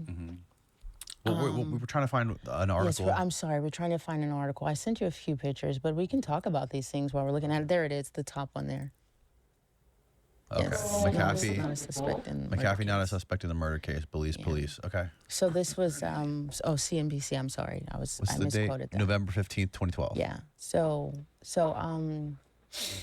he wasn't actually wanted for murder. Again, He just wanted to was question just him. wanting to question him, And he right? didn't Which is trust why him. he didn't have any issues when he came back to America. No one was arresting him or trying to, take him into custody, right? Because right. there was no criminal charges hanging over his head. So the Belizean government knew that he tapped into the laptops, they and found they out. knew that he had dirt on them. Yes. So he speculated that they wanted to get a hold of him Yes. and sort of like get all of that evidence Yes. and figure out exactly what he found out. And okay, Exactly. I see. And this continued throughout our relationship. This was, I believe, the source of all of his issues, because they needed to get that information. Now, they could have killed him at any point, right? If killing him was the goal, but that wasn't the goal. They needed to collect him to find out where the information was and to make sure they had all of the information and destroy it. And then Then they could do what they could do what they needed to do. Right. Yeah. Yeah, exactly. because if they just tried to whack him, he could have like a dead man switch or something, Right. and that would just release all the footage or Right. give the footage to you and say give it to the press if Yeah. I die. Yeah. So that I think I covered Belize. Yeah. Okay. So then he left Belize. Yeah. And that's when the documentary crew was with him. Yes. And they went to Guatemala. Yes, they went to Guatemala and they decided to share a picture saying we're with McAfee suckers. and they Oh, on forgot Vice. to This is take the Vice thing. Yes, the Vice thing. They forgot to take the exif data out, and so as soon as the picture was posted, people found out exactly where John was. So this is where Samantha's uncle comes into play, and phone call is made to the uncle. He sends his driver to come and get them, to bring them to where the uncle the is. city, yeah. Yeah, to the city. And so that's what you see, in the documentary. This is well documented as well throughout the press, And then when he was Interpol arrested. comes and then arrests him. Yeah, all of those That's when he things. fakes the heart attack. Yes, it's the heart attack because he needed to, much similar to the situation in the Dominican Republic. The Attorney General needed time to get the judge to sign off on the putting in the stay of extradition back to Belize. And so that gave them the time that was needed. And so once, the documentation was filed with the courts, John magically got better, and then they took him to the airport. And he said it was kind of surreal because all the path or the road to the airport was completely clear of all foot traffic, all car traffic, and there was like a military people kind of stationed. An escort? Yeah. An escort as well, but stationed kind of on corners just to make sure that he made it safely. Wow. To the airport. Yeah. And where did they take him to after that? So he flew into Miami. Yeah. So they took Straight him from Guatemala. I'm assuming so. I never really got into that. Okay. But I'm assuming that he made it. That's what happened. So when he got to Miami, before the plane could get to the gate, the plane was stopped on the tarmac, and he said that the captain came on, on the radio and said, "Would John McAfee please come forward?" And John said, he's thinking like, "Crap, what now?" And there were men in black suits that came on the plane and said, and he kind of was like, "Well, what trouble am I in now? What's going on now?" And they said, "No, we're just here to help you, sir." He said, "There's, the press is out there. There's like 200 press." That are out there, so we want to take you somewhere safely. And so he said, just take me to a taxi stand. So they had cleared out one of the terminals, and there was just that taxi that was waiting for him. They put him in the taxi, and he went to South Beach. And he stayed at the Beacon Hotel. So that's where he would normally stay. So he went there because he had no money. He just had the clothes on his back. And so he asked I guess whoever the manager or someone there, if they would pay for his taxi and if they would give him a room, kind of just on credit, and he would work out how to pay for it. So they did that. So he didn't have bank accounts anywhere with He money? had been in Belize. Oh, all his money was in Belize. All of it. Yeah. He didn't have any offshore anywhere else? I'm not sure that. I would imagine he would have it's scattered. I do know that he had like emergency stashes. Yeah. Because that was what the road trip was about. Oh, that's that what we'll get to that. road trip. That's Yeah. fascinating stuff. And so, but at the time, no, he had nothing. So he had no money. A friend came and brought him $5,000 in $5 bills because that's what he paid me in. 1,000. $5,000 and $5 bills. It's super crisp. Yeah, $5 bills. That's amazing. Yeah, in a brown paper bag. Yeah, and so, he was doing press at the time. I didn't know anything about him. I didn't know he was in Miami. I didn't watch the news, so I didn't know he was in Miami. And I actually wasn't even out that night. It was the 13th of December. I wasn't out that night. It was What year? 2012. 2012. Okay, Yeah. 2012. So, I was at home sleeping, and my pimp calls, and he's like, well, why aren't you guys out? Like, 'cause it's slow. It's a slow night tonight. I don't want to go out, right? And so he's So like, you were, well, we haven't covered this yet, but you I'm sorry. you were a working girl. Yes, I was a prostitute. Yes. Yeah, I was. I had been for almost 10 years at that point. Okay. How old were you? Oh, I had just turned 30. My birthday is December 9th, so I just turned You had 30. just turned 30. Wow. Yeah. So you started when you were 20? 21. Wow. Almost 21. Okay. Yeah. And so working the streets, right? I started off in the Bay Area, in Oakland, a little bit of San Francisco. Then we went to LA, San Diego, Vegas, a little bit in Denver, and then the internet became, Craigslist became a thing or was a thing, and then Backpage, and Yeah. then Arrow's Guide, and so that's what I was doing, internet and the streets. If the internet was slow, I worked also in Phoenix. I hate Phoenix. It's so hot there. It's the worst place to work on the streets. DC, Virginia, Maryland, the DMV, as they call it, Miami. Wow. What was the best place to prostitute? I would imagine Miami. Miami was good. Yeah. Miami was good. The DMV was good for me because I'm Black, and so it was just a different vibe there. Yeah. It was just easier place to make money because there's places where, white girls, are gonna fare better, and so I always one of the crazy things I never understood, which I think is so silly, is that prostitution's illegal. yeah, I think that's one of the dumbest things. It might even be dumber than drugs. yeah. Because there's at least there's a case to be made that people can do drugs and get behind the wheel of a car and kill Right. somebody but prostitution, there's no victim. It's the oldest There's profession. not supposed to be a victim, but Right. If it's done right. yeah, It's the oldest profession, yeah, and yeah. it's illegal unless you turn a camera on. Then it's porn and it's legal. Right, It's so stupid. right. Anyways. Yeah. And maybe there would be less exploitation Right. of the people that are, forced one way or another to find themselves in that occupation. Yeah. So yeah, I think Miami probably, best place, DMV as well. So yeah, I was working there. We had been in Miami for a year and a half maybe before I met John. And so I go out, reluctantly I go out. Now it's after midnight, so it's December 14th, 2012. And I go to a place called Mangoes. That was kind of the night spot. Clevelander was kind of shutting down. So this is on Ocean Drive. I'm sorry, Ocean Drive for Yep. anyone not familiar with Miami.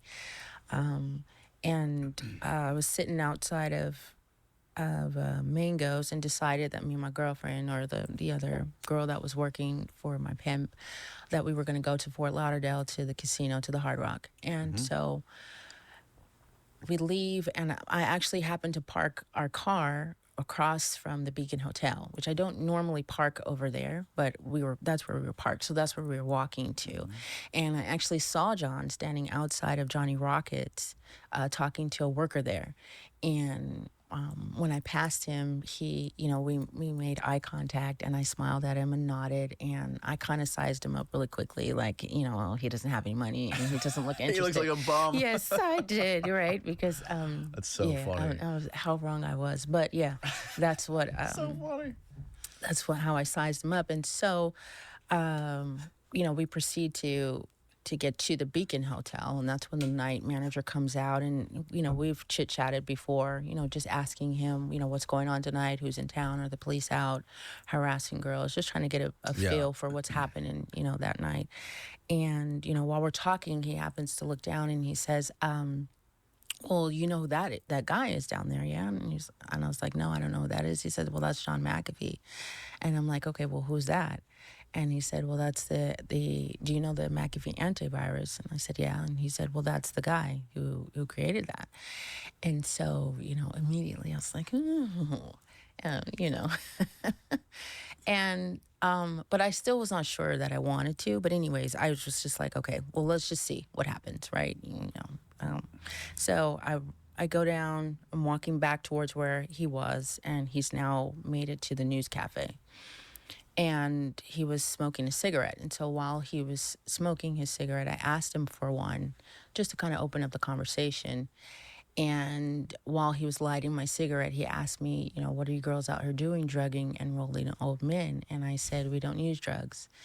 And so he was very intrigued by that response, and invited us to have, to sit and have coffee with him. And so, I went through the whole spiel of, would you like, some chocolate tonight, some vanilla, 2 for $1, or, a little swirl, whatever. Yeah.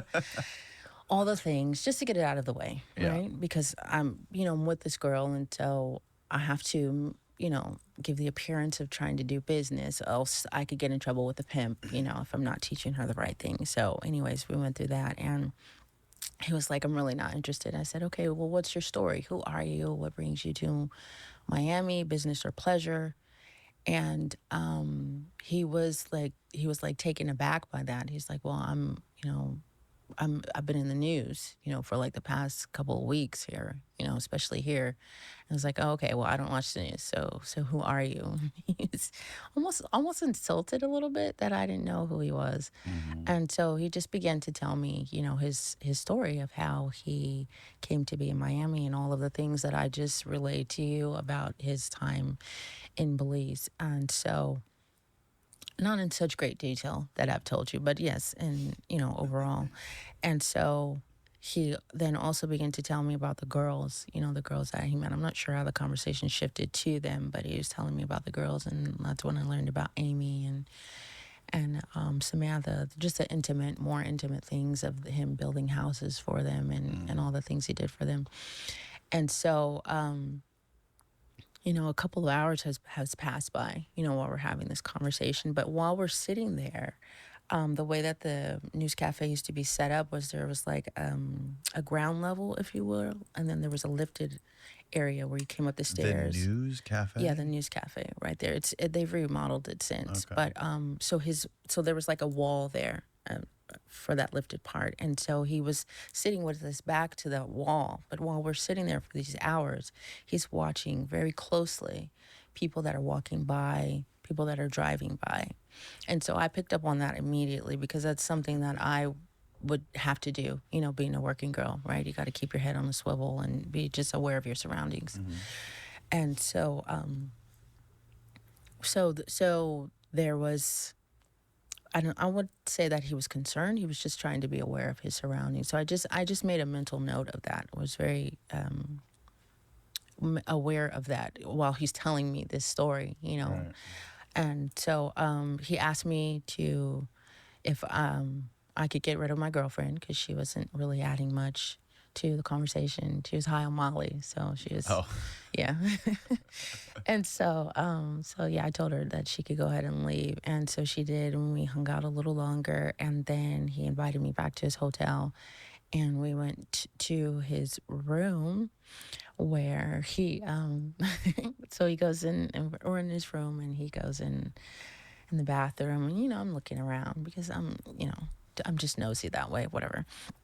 And he comes out of the bathroom, and he's like kind of nervously like rocking up and down on his tippy toes on the side of the bed, and he's like, "Would you mind if we just cuddled?" And I was like, "Yeah, sure, we can do that." But in my mind, I'm thinking like, okay, like what kinky sex thing is this? Because I've never heard of cuddling. So like, oh my God, trying to go through my Rolodex. But I was like, okay, whatever it is, I Never could heard figure it this one out. before. Right. Yeah. I could figure it out. So, but he just wanted to cuddle. And so we got in bed, and he like wrapped himself tightly around me and laid his head on my shoulder, and he was asleep in like 5 minutes, snoring. And it was the best sleep ever. Yeah. And obviously was that other things about? happened, obviously.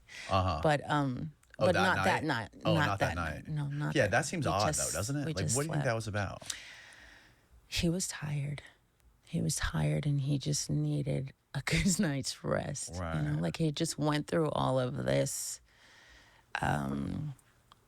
life-threatening, That he wanted situation. somebody to cuddle with, Yeah. to sleep next to. Yeah.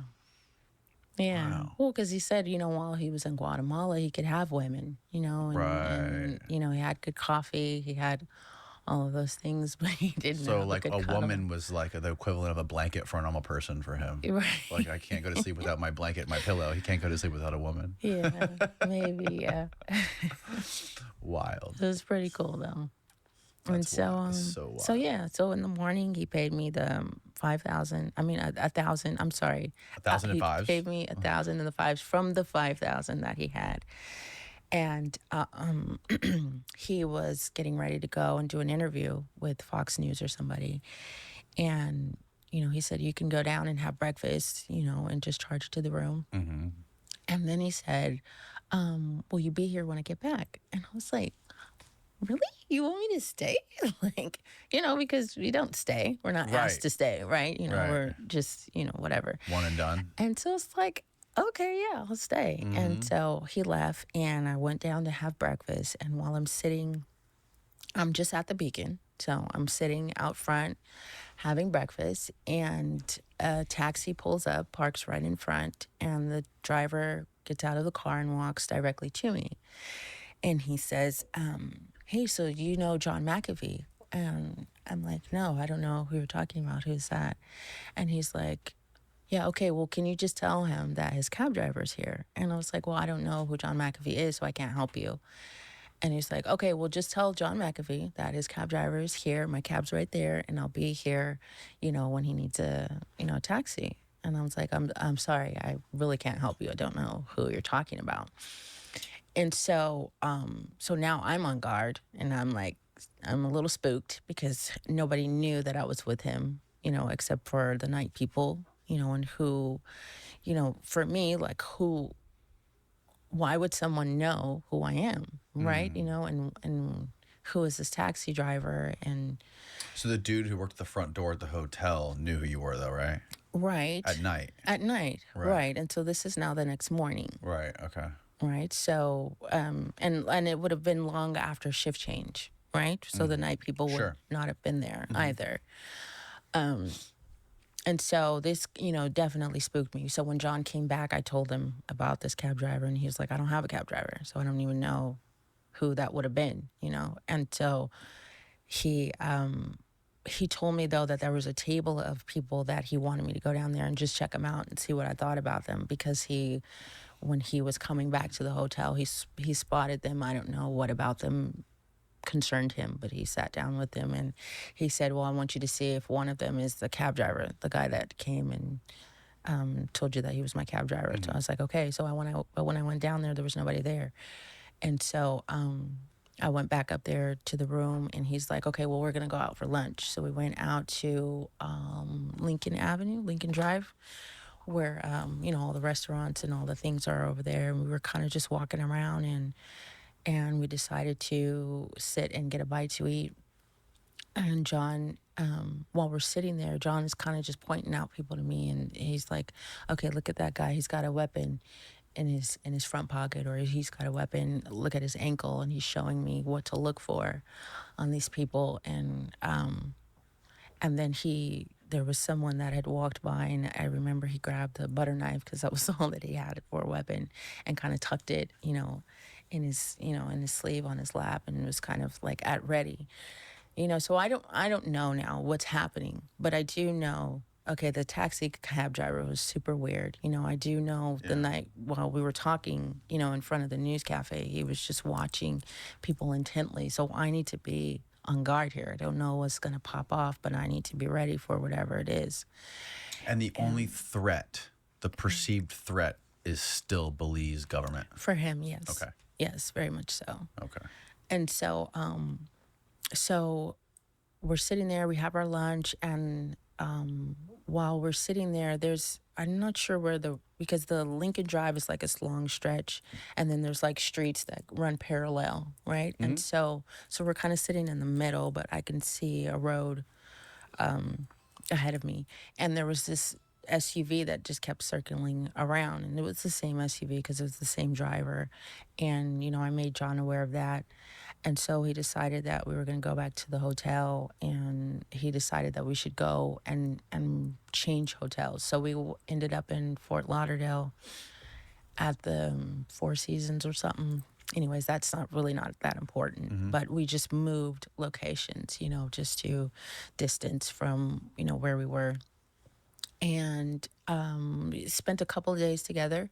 And then John said, I have to go. I'm going to go to Tennessee, but I'm going to call you, and I want you to come and meet me there. And so, I thought this was it. It's over, whatever. This is probably the last time I'm going to hear from him. But he indeed did call me, and I flew out to Tennessee and met him. He had purchased a pickup truck. And so What do you have out in Tennessee? His head of security actually lived there. His head of security, John Poole, who had been his head of security for over 20 years at the time. Oh, wow.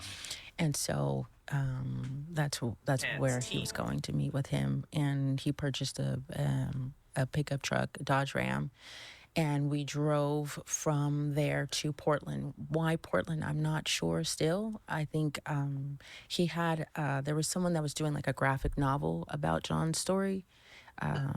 Chad was his name, and that's where he lived. So I guess that's where we needed to be. But in between that, on the trip, we would get a hotel, and he would just disappear for hours, like hours, sometimes a day or so. And it was later that he told me that he was actually going out to these remote areas and digging up whatever caches he had of emergency money or supplies or whatever it was that he needed. So, so I didn't get to actually see him doing any of that, but he just would disappear for long periods of time. And that was all over Portland. No. This was in between our driving from. Oh, this was the whole road trip from the entire Tennessee to road trip. Portland. Yep. He had spots that he buried cash across the United States. Yeah. Did he allude at all to you, like when he did this and why he did this? No, but he did a lot of off-roading. That was kind of his thing. He liked to do off-roading when he was living in New Mexico. So before he left the States, this is what he did. Wow. And I'm assuming that would have been when the time was that he would have been burying these things, whatever it was. Yeah. It's so crazy. Yeah. Yeah. So that was on the way to Portland. And then what happened when you guys got there? So we get to Portland, and we've got a hotel, and I actually have to go back to Miami because I have a court date because I had been arrested. I've obviously been arrested numerous times as a working girl, soliciting, loitering. This is the charges that they give you. I never really was caught in the act, maybe one time caught in the act, but everything else was because I was in an area known for prostitution. Then the assumption is you're a prostitute, and so they charge you with soliciting and loitering. Right. So this was one of those times, and my sentence was deferred, and they put me into a program, about safety awareness or some sort of program that they, you have to attend, and also you have to stay out of trouble for X amount of time, usually about 6 months.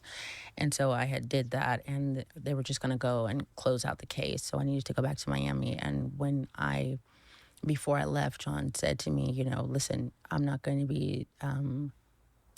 to allow you to be taking care of a grown man. Right. So this was his way of alluding to knowing that I had a pimp, because we never really talked about the pimp. Right. Meanwhile, during this entire road trip, the pimp is calling, the pimp is texting, and because he wants to know blow by blow what's happening and where's the money and when are you going to give me money, send me, all of the things that. Yeah. How does that work? It was really stupid, and it was really weird because it's like, first of all, I can't answer the phone. I'm sitting in the car next to the man, right? Right. So he's going to hear you. He's going to hear what I'm saying to you. You're not going to be smart enough to ask me questions that's not going to make him aware that you're on the phone with me. Right. And so we were arguing a lot, a lot. So the pimp is under the assumption that you're on this road trip getting paid, and he's going to get a cut of all of it. Right. Exactly. Yeah. And so, so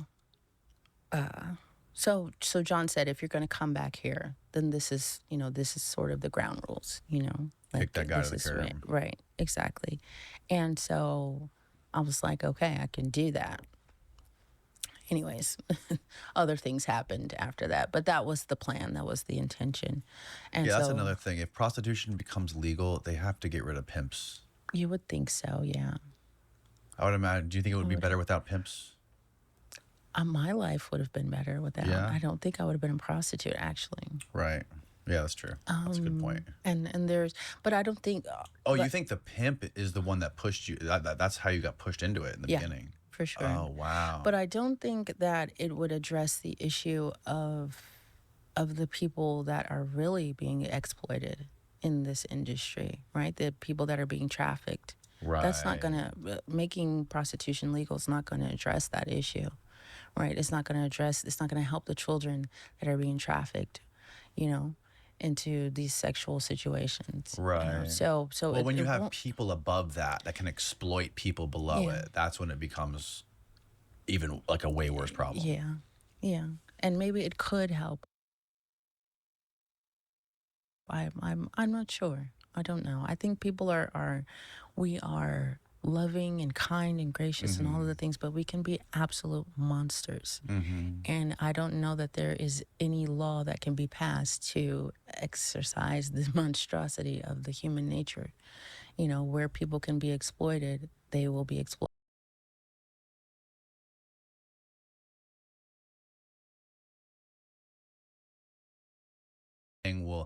They will exploit human life to the end of the earth if it makes them money. Absolutely. People, and that's another problem with people that are desperate too. Like cartels can take advantage of people Them, who are the most desperate. Yeah. And they're and people that are willing to do anything to feed their. If you have I always say this, if one of the worst things that people can do besides like human trafficking and stuff is like there's poaching and stuff that goes on in Africa where they kill endangered species like elephants and stuff like this. And there's only so many of them. But the people who are killing these elephants are just trying to feed their kids, and they have no money. And if you have no other option, if I have no other option, if I can put myself in that person's shoes, and it's my kid or my daughter that is gonna starve to death unless I kill this endangered elephant. I'm gonna kill that endangered elephant every day of the week to do that. Right. And those are the type of people that get taken advantage of with things like drug trafficking and human trafficking, poaching, and they're also the ones that get in trouble. It's not the people that are way above them manipulating them. They always escape prosecution and the law. Right. But anyways, that was a rant. No, it's okay. It's okay. Yeah. So, yeah. What were we talking about before this? I made it. I went to Miami. Went back to Miami. Oh, and, yeah, that's right. I only brought that. John up told you to because cut there's off that guy. Yeah, there's a little specific thing that why I brought that up. So while I was there in Miami, the pimp, we're talking, and the pimp and the girl who I was with when I met John, she's like, well, what is he like? What do you think is going to happen? You think he's going to marry you? And so, I'm saying all these stupid things like, yeah, I think we're going to get married. I want to get my name in the will and all this stupid stuff, just stupid things, that we say. And so, the pimp one day, we were having a conversation about how much I thought that John was going to pay me, for what I'm not sure what he was thinking of, because he had already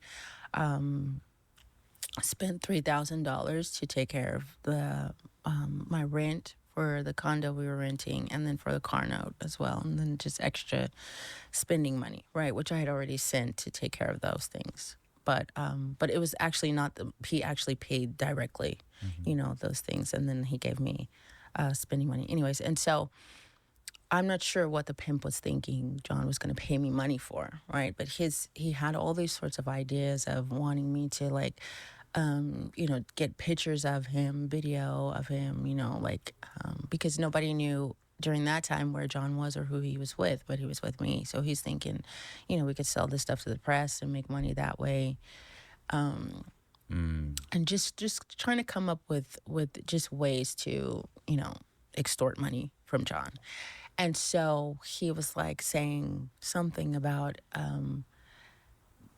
getting him to pay me $50,000. And I was like, he's not going to pay me $50,000. It's a stupid amount of money for what? And he was like, well, at least 20,000. And I'm like, okay, but we just went on a road trip. Like I'm again, I don't know what his mind was on. And so fast forward, I get back to Portland, and John's head of security, we arrived together. So we're all in the elevator together. John, his head of security, and myself going up to the room. And his head of security all of a sudden just says out loud, oh, yeah, I brought that $50,000 that you asked me to bring. And it was just To you? really weird. No, he's talking to John. John, oh, okay. So it was just really weird. I'm like, why would he say that out loud? But then spoken of was when we were in Miami. So now I'm like, okay. So obviously he's listening.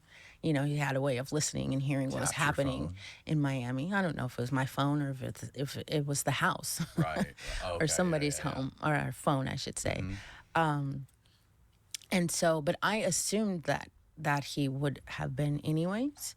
I assumed that I would have been being monitored because John just didn't seem like the type of person where I wouldn't be, you know. And so that just gave me the heads up, or it just confirmed my suspicions that I definitely was being watched and listened to. And so he thought for sure I was going to take the money. The head of security did, and his other security thought I was as well. So they left me in the room. John left me in the room with the money, and he was like, "Okay, I'm gonna go." And I remember I went to smoke a cigarette outside of the hotel, and this guy comes walking down the road, and he had on a white shoe and a black shoe, but obviously I couldn't see that. So he's coming from the opposite corner because the hotel we were on was on the corner. And he's walking, he's kind of limping, and he's like, looks like a bum, and he's limping down. And as he gets closer to me, he starts to straighten up, and he's now walking straight with no limp or anything. And he's got on a white shoe and a black shoe. And as he's passing by me, he gives me like this death stare.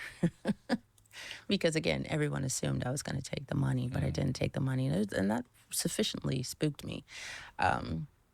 Anyways, I don't know why I told that story, but yeah. So they were like testing you to see if I you were going think to rob so. them. I Or think if so. see where your loyalties were. And John, you know, would later say that he knew that I wouldn't, you know, that I wasn't going to take the money, but he had to, I guess, go along with whatever. I don't know. So. Yeah, lots of little things like that happened in the course of our being together. Right. Yeah. Let's take a quick bathroom break. Yeah, let's do We'll that. be right back. So this is from who again? This is from someone who was trying to extort some money from John while he was living in Belize. These are the sort of things that people would send to him. Okay. This was not an isolated incident, but Right. he was People just were always kind trying of, to extort him. yeah, extort money from him. And we were just talking before we started back on from the break about this hitman. Yeah, there was the hitman from the first documentary that was done about John called The Gringo. Right. And in it, Eddie McCoy, he was allegedly paid by John by check to to kill his neighbor. Oh. And so this is what was reported in that documentary. And so John was, you know, in contact with Edward McCoy, and he would email me to, you know, as a way, kind of a middleman, to get, you know, whatever message he wanted to John, because John wouldn't speak with him directly. And so he also sent over a Western Union showing that Nanette had paid him, I think it was $3,000 US, to tell this story of him being paid by check by John Who to paid kill him? the Nanette Bernstein. And she was actually the producer, I believe, of the Gringo documentary. Really? Yeah. Yeah. So this is the check? This is the Or the Western money Union order? that she had paid him to give the story. Sender Nanette Bernstein. Yes. To where does it say to? Receiver, it says at the top just under Western Union, receiver is Edward McCoy. Okay. 25 Dean Street. Yeah. So Yeah. she paid him $3,000 and he was interviewed in that documentary? Yes, he was. Okay. But so this Spoke could about. to be devil's advocate, this could Yes. just be payment for like appearance in the documentary. Of course, Right. obviously, but that's a large amount of money for just coming on and sharing a story. You know. Right. And so, yes, this could just be Right. that. Obviously, She could. playing devil's advocate. Yes, it Right. could be. But this also goes to just the larger point of the documentary as a whole. You know that you know the people that were in the documentary had reached out to John and, you know, were saying that they were down there looking for people to tell, you know, these fantastical stories about John, but there was no one really to corroborate that. Like I guess I should say, you know, reading through the comments of some of the stories, the reports that were made about him, you know, people would comment about, well, that wasn't my experience with him. You know, he was Yeah. always very kind Right. and so I think it was just interesting to see the lengths that the Showtime, you know, people were willing to go to tell this this story that was very biased. And since you haven't watched the documentary, Yeah. you won't understand what I'm talking about. Did they ever ask to interview John? Yes, she Okay. wanted John on there. And he didn't do it? No, he didn't want to do it. Right. For this very reason, because he had been getting phone calls from all of the people that were Yeah. being approached to, and I think they paid another gentleman. I think he said upward of $12,000. His name was Whoa. Cassian. He was like John's property manager, so he was like I guess really close to John at that time.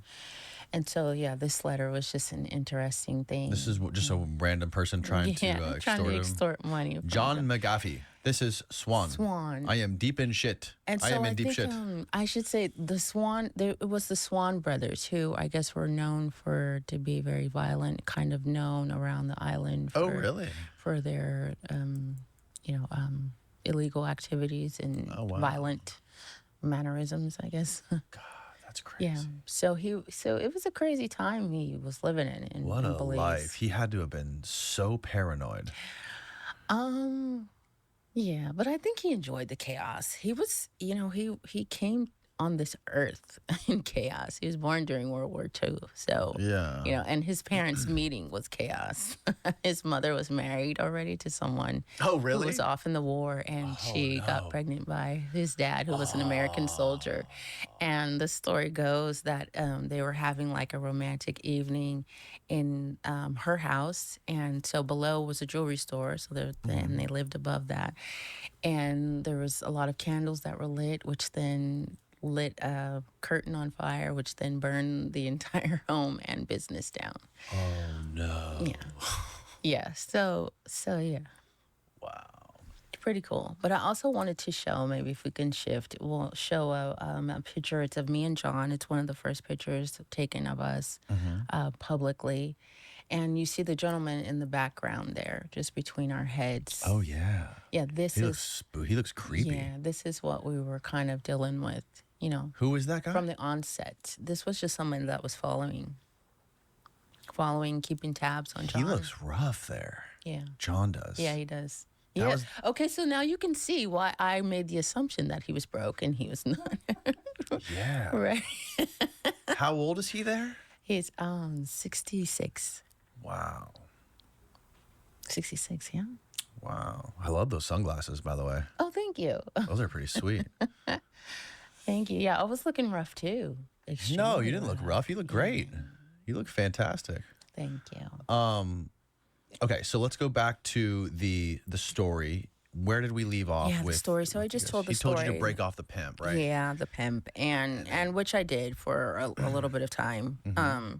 And so I told the story as well about the money, the 50K, because just to give context. So I understood very much. Right. I assumed from the beginning that I was being watched and listened to, Right. but that was confirmation of that. Right. And so moving forward, when we moved into our apartment in Portland, I was under the same assumption.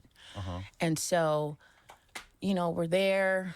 John's in and out of town. He has flavors of the week, as I call them, women that were coming and staying, or women that he was going and seeing, because I wasn't asking exclusivity from him, right? We weren't monogamous, and I wasn't. You were young. What You he didn't- did was what right. he did, and that was fine. I was fine with that, right? Our arrangement was that he, gave me a place to stay, a car to drive. Were and you I allowed had to have other access to money. boyfriends? No. Oh, that's not fair. Yeah, See, no. if he gets to play around, then you get to Right. play around. But I wasn't, here's the thing. I wasn't interested I didn't have a need to be itched like that, you know what I'm saying? Or a want to be. No? You know what I'm saying? No, not really. I mean, I came from, being a prostitute. So You kind of like you think you just wanting to have somebody to have fun with was not, that's what John was for. You know what I mean? you wanted more of an emotional connection or like I wasn't sure what I wanted yeah. with John. I just knew that I wanted it to last as long as he was willing to allow it to last. But didn't you like want? Did you had no desire for like a life partner or like even if it wasn't sexual, like you didn't have any desire for like yeah, I don't know how else to put it by like but by like a partner, like a life partner or like a I just knew that I liked him. Yeah. I liked John a lot. I was smitten, I think is the Yeah? perfect word So to you say. like actually Yes. liked him, Yeah, liked I'm him. like blushing about it now. Yeah, I Wow. really liked him. Wow. Like a girl likes a boy. You know, that like sort Really? of just Wow. yeah, he was fascinating. And because I liked him, I was, I guess all in, Okay. Okay. just to see where it would go, and And you guys had known each other for how long at this point? oh, just a couple months. Just a couple months. Yeah, Okay. it's now So like you're so maybe it's fresh. February Right. of 2013. Yeah. Yeah. And so Give it a year. You'll be sick of them. yeah, we did have some epic fights. So but yeah, at the time I just wanted to be around him. I really liked him. By the way, yes. sorry to interrupt, but No, go ahead. speaking of that, the part in the second documentary, Yes. Running with the Devil, Yes. where you were like, yeah, she held a knife to my throat. You're like, I didn't hold a fucking knife to your throat. Don't confuse me with some other bitch. Oh God, I was laughing my ass off. And you slammed Yes. the table. He was like, Yeah. oh Yeah, God, that was great. good That was one of the times. best moments. Yeah. For me. Thank you. Yeah. He was definitely a character. But, oh my goodness. That was I looked rough in that documentary. Can I just say that? I've looked really, really bad. You did? I was drinking a lot. I was stressed. Yeah. My brother had just died. And so all of these things, I had left my kids again, my family. I didn't know when I was going to see them again. So it was a really, Right. really, really rough time. Right. But, And that's another thing. You had a kid or multiple kids, three three children that were living with your parents in California Yeah. during this time. yeah. And then at And one the point you guys time went and while visited. I was a working girl, Right, right. I asked my dad to take them from me so that they could, be raised normal and they Right. could be safe from the pimp, because that was the concern, that he would begin, abusing them, not sexually necessarily, but Right. I didn't know what he was capable of, but physical abuse for sure, because that's what he was beating me. So. And I couldn't protect them from that. They witnessed a really bad fight. He almost killed me, and they were there. So Who? it was after that. My children were. Who almost present. killed you? Oh, I'm sorry, my pimp. He almost In killed me. front of your kids? Yeah. Not in front of them, but they were in the house. But they could hear what was happening. It was really loud. He was. Jesus and they were Christ. crying, and my son. I remember my son came in the room. My daughter's just like, "Mommy," and I had to just take him and put him back in the room and just stay here. Just stay here. And so I asked my dad to come and get my kids because I just couldn't keep them safe, and for whatever reason, I just believe that situation was my punishment. I grew up very religious, so I just felt like this was my punishment for being rebellious, because I was, and just the decisions that I made that led me into the situation with the pimp, so but I wasn't willing to have my children also be punished. This was my punishment, and I didn't want them to suffer. Thanks for being here, in it as Nicole. well, I so- usually That's the right speak on thing. stream, but I think so. Usually well, the right I, thing would have been to when I get out of do, it when I lift myself, weights, I Right. just like but to for whatever For sure. reason, type, I just but I'm just talking because it here wasn't so you a know my love thing. voice. I've had So people ask I me appreciate you, that, Nicole. Thank you for like being had here. maybe it Thanks was for just adding love, me. because I've heard women say that about their Yeah, you're really abusers, gorgeous. "Oh, I'll I be just honest. loved It's him and really I thought he nice. would I'm I really didn't love blessed. him. I'm really lucky. We were like, when I met him, he was Amazing. just supposed to be a one night stand. I had a daughter already. And, I was trying to do the right thing, get my life together, whatever. And then this guy, he's kind of handsome and he thinks I'm cute. He knows I got a kid. And, back then, and I think still now, when you have a kid, you're kind of like tainted goods, like nobody's ever going to want you anymore because you've got it to this kid, And so he thought I was cute. And I was like, okay, I'm going to go, dust the coochie off a little bit, I have a good time. And that's what it was supposed to be, just a one night stand. But then the condom broke, I got pregnant. And again, religious family, I didn't want another baby daddy. So I was like, okay, let me see if I can make this situation into a relationship, and then I could just get out of my dad's house and whatever. But he had other other plans in mind. I didn't know he was an aspiring pimp, and he was looking for someone like me at the time when he found me. So the pimp is So- also the father of your kids. One of my children. One of your children. Yeah, Okay. one of my I children. see. So I had one from a previous relationship, and then one with a pimp, and then one is from a rape from a customer raped me, and Oh God. yeah. Yeah, I'm just all over the place. I know, yeah. Traumatic life you've had. All of my own making. All of my own making. Isn't that crazy? It is crazy. The things that we think about, the things that I thought I deserved, which kept me there Yeah. longer than I should have been. And I wouldn't have had to go through all of the trauma that I went through, but maybe I wouldn't have met John either. Right. You know? So. Wow. Okay, so yeah, let's get back to the story. Where was I, anyways? Okay, so we're in Portland. We're living in Portland. We're having this sort of life, and I'm, doing my best to adjust to being in the house all the time. I'm going out and shopping. John's allowing me to do that. Oh, by the way, before I get too deep in that, when I came back from Miami, John called the pimp, or the pimp called me, and he's like, and I'm like, you can't call me anymore. I don't want to be with you anymore. Like, it's over. It's done. Whatever. And so, he's kind of like yelling, and we're going back and forth. And then John's like, give me the phone. And so I gave John the phone, and he's like, listen, she doesn't want to be with you anymore. Like, this is, it's done, whatever. And so the next thing I hear John say is that, okay, well, if you come here, you will leave here in a body bag. And then John's like, well, no, it's not a threat. I'm just telling you what's going to happen if you decide to come here. And so I could hear the pimp yelling and all of the things. So the phone call ends, and that's done, right? So we're done. And so again, fast forward, living life. John's in and out of town. He's, got his flavors of the week. But I'm getting bored. So I'm like, okay, well, I'm going to get a job. Like, I need something to do, right? And Sure. and I'm not working anymore. Like, I'm not a prostitute anymore. So Right. that's not a thing. So I'm like, okay, well, I'll just get a job at Forever 21 or something. Like, just to, and I can get clothes, whatever. And he's like, no wife of mine is going to be working. And like, you can't do that. You're with John McAfee. That's not allowed. And so I'm like, okay.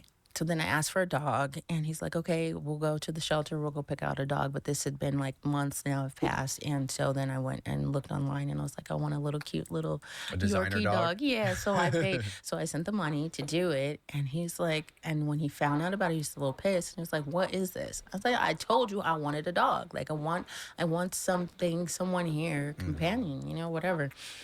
And so he's like, okay, we'll get your money back, and I will take you to the shelter, and we'll go get a dog. So we actually did that, and that's how we got Tequila, who was our red-nosed pit bull. I probably should have shared pictures of our dogs. But anyways, Tequila was the first dog that we got. And I remember we went to the shelter, and we went and we were kind of interacting with her, and then he walked away. So then I was getting ready to walk away, and she came, and she's like crying at the door of the cage, and I was like, oh. So he's like, okay, so she picked us, so we're gonna take her home. But I was definitely afraid of big dogs, pit bulls in particular. So when we had to bring her home, it was me by myself. Okay, and so here we go. I was Time so for punching nervous, and bag. she was sitting in the Let's front do it. passenger seat, and John, he had the pickup truck, so she's got her front paws on the middle console, and she's like right here in my face, and she's just staring at me, and there's traffic. I remember there's like bumper to bumper traffic, so I can't get her out of the car or anything. I don't know what she's about to do. So it's like, hi, remember, you're my friend, and we're just going home now to, and everything's gonna be cool. And she kind of was like looking like side-eyeing, kind of watching where I was driving, but I had no idea what she's gonna do. I was so scared of her. And so then I got her home, and when she finally went to sleep, I just was like whispering in her ear, like, I love you, and you're my friend. And I made up this stupid song, sung it to her, just to kind of work my nerves through. And I think that's how we became friends. So anyways, the dog's there, and so in this boredom, John left, he would have some cash in his dresser drawer on his side of the bed. So I remember taking the money out and taking a picture of it. It was like $10,000, just to kind of show that I'm still living a good life, right? Just to kind of show off for other hoes that might have known, my story, and for the pimp as well. Yeah. Right. So that didn't go over very well with John either. And then my daughter had a birthday party, and I wanted to show that off as well. So I did, was kind of posting about that because I wanted, because the idea was that John was just using me and I was getting played, like this. Right. I was getting played by a trick, and I'm just went dummy over this trick, and I'm gonna get played and end up with egg on my face. And so I just wanted to show that that was not the case. I put a picture of my car up there, and money, and I'm still living high on the hog, if you will. Yeah. Right. And so so then John had this one woman who had come over to our house, and so she didn't want me in the apartment, and they were kind of fighting, I guess, about me or whatever.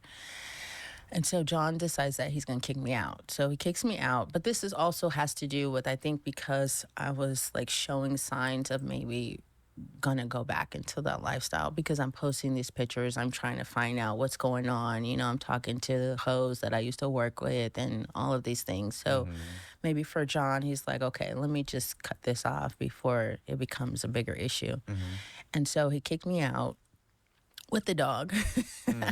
And I ended up calling one of my clients, who was like a regular, to send me some money so I could get a hotel, and I was able to have a hotel for a couple nights. Then I got the brilliant idea that I would reach out to the pimp and have him send me some money, and then I would just fly back to California to my family.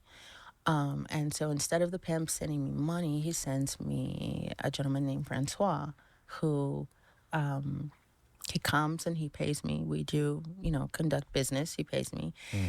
And afterwards, he says, so I know that you know John McAfee. You're with John McAfee. And, the pimp has, I'm here because, we're going to have a meeting. And I just want to talk, about some things that, And he was like, well, I don't want to get into it, but we'll talk about it, at the meeting with the pimp or whatever. And I'm like, again, pretending I don't know who John McAfee is. I don't know what you're talking about. He's like, okay, well, just know that your pimp is, he's arranged this. So, we're going to have a meeting, whatever.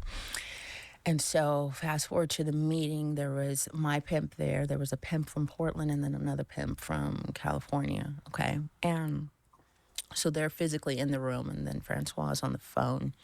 And he begins to talk about how he's a representative for the cartel, and they are wanting me to be sort of their inside person, giving them information about John. What right? cartel? The Sinaloa cartel. Okay. Mexican guy? Francois. He's not Spanish, no. He Argentinian. Okay. Did I say that? Argentinian. Okay. Yeah, and Canadian. In this meeting, okay, so as it works in the pimp world, right? When a hoe is around other pimps, you're to be seen and not heard, right? And so I immediately was like, well, I'm not doing any of that crap. But I'm speaking out loud. Like, I'm not doing none of this. Like, I don't know what y'all talking about. I'm not going to be telling y'all anything about that. Like, this man ain't who you think he is, so I'm not going to give you any information. And so, eventually my pimp made me go in the bathroom because I wouldn't shut up about it. And so when I came out of the bathroom, it was the California pimp that threatened me directly. And he was like, if this bitch snitches, I'm killing her and her family. It's like a pimp network. I love Matt Cox during your podcast. Like, is there like a network, a global pimp network? Oh my goodness! But this gentleman is pretty famous. Well, he was at the time. A famous pimp. Yeah, his hoe was the hoe that got caught up with Hugh Grant when he was arrested way back in the, what was it, 80s or 90s or something? Oh, really? When before Hugh Grant was the guy. Wow.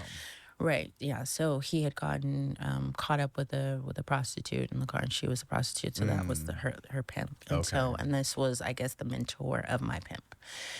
Yes. There she is there. That's her? Yeah, that's her. It looks a little bit like Michael Jackson. No? Is it just me? I think so, yeah. Okay.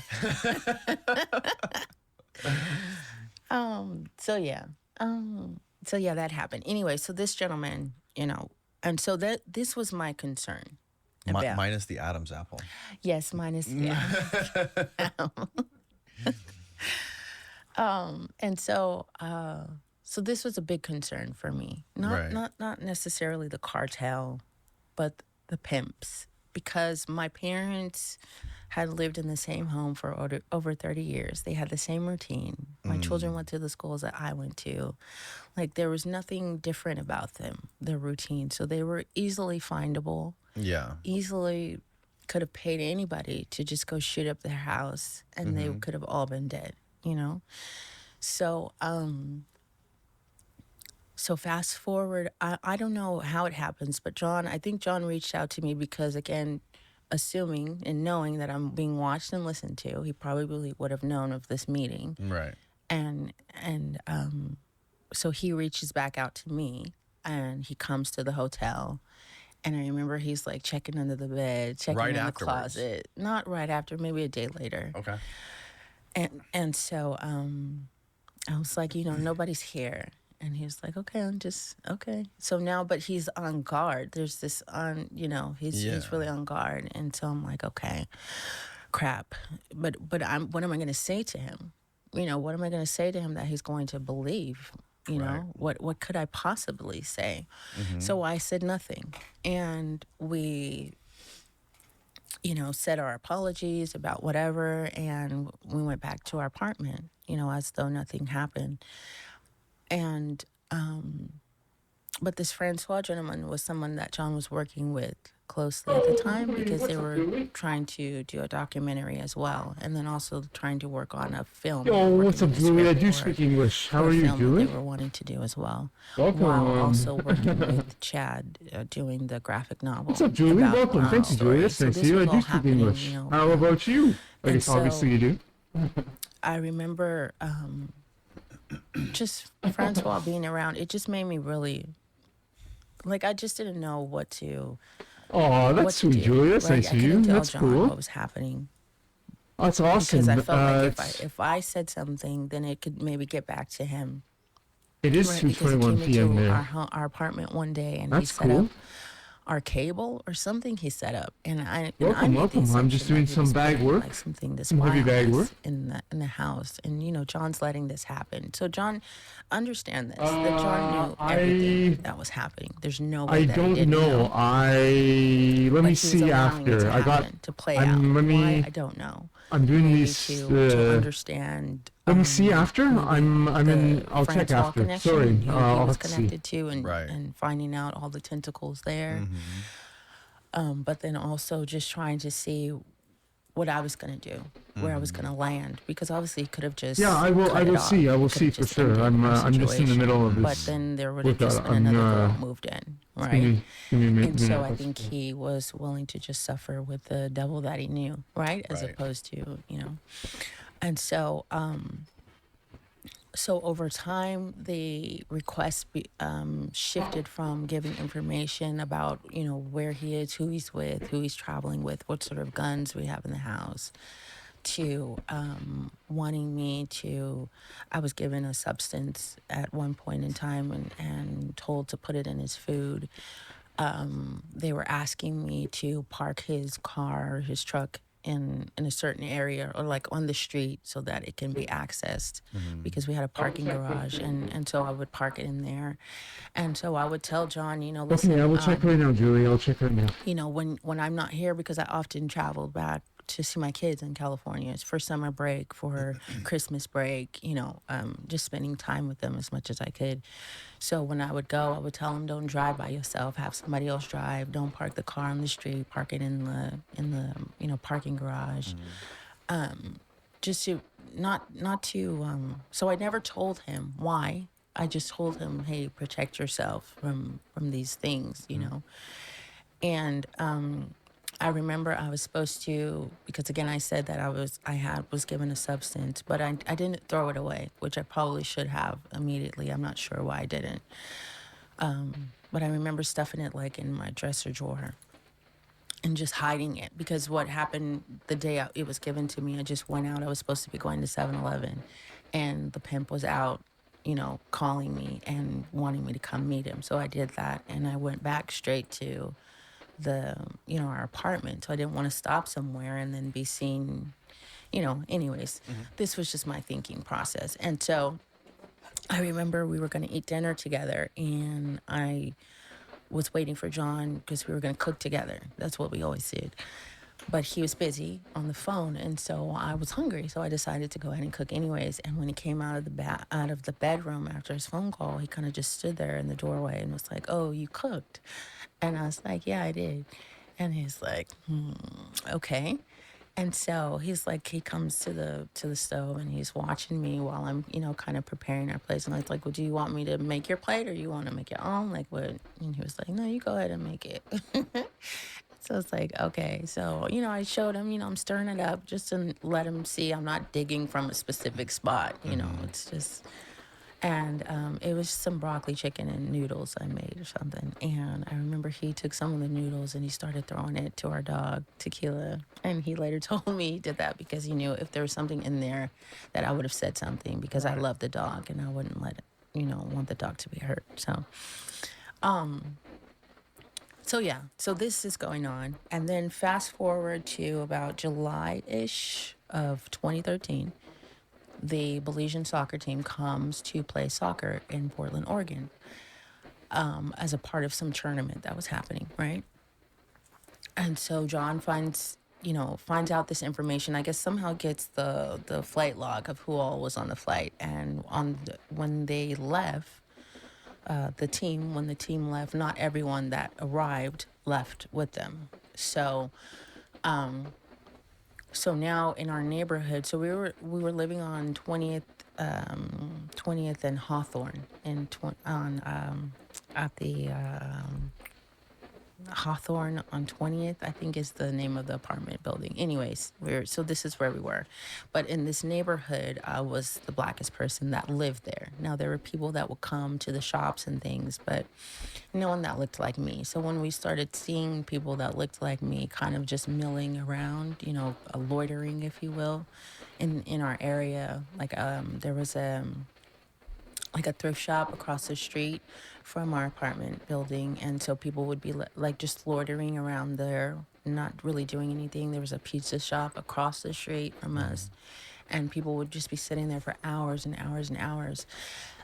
So obviously there was something happening, and I assumed that whatever was happening was related to whatever my pimp was involved in, right? And so fast forward then to September 12th-ish, I believe it was. There was a report, a news story that came out online that John had overdosed in a Vegas hotel, and he was dead. And so he was getting phone calls from people that knew him, obviously, just to see if he was okay. And he was like, "Yeah, no, I'm fine." I think it was like an Irish publication, or maybe the woman was Irish that wrote the story. Anyways, Weird. but it is still online. But there were a few of those things, so maybe it might be difficult to find it. Anyways, back to the story. So that happened, and then prior to this, after the Belizean soccer team came to play, we actually had live-in security. John hired this biker who and his girlfriend to kind of be like our live-in security and our security, just to, take us around town and be with us. And so they were living with us. So the gentleman was arrested not long after that story had come out, right?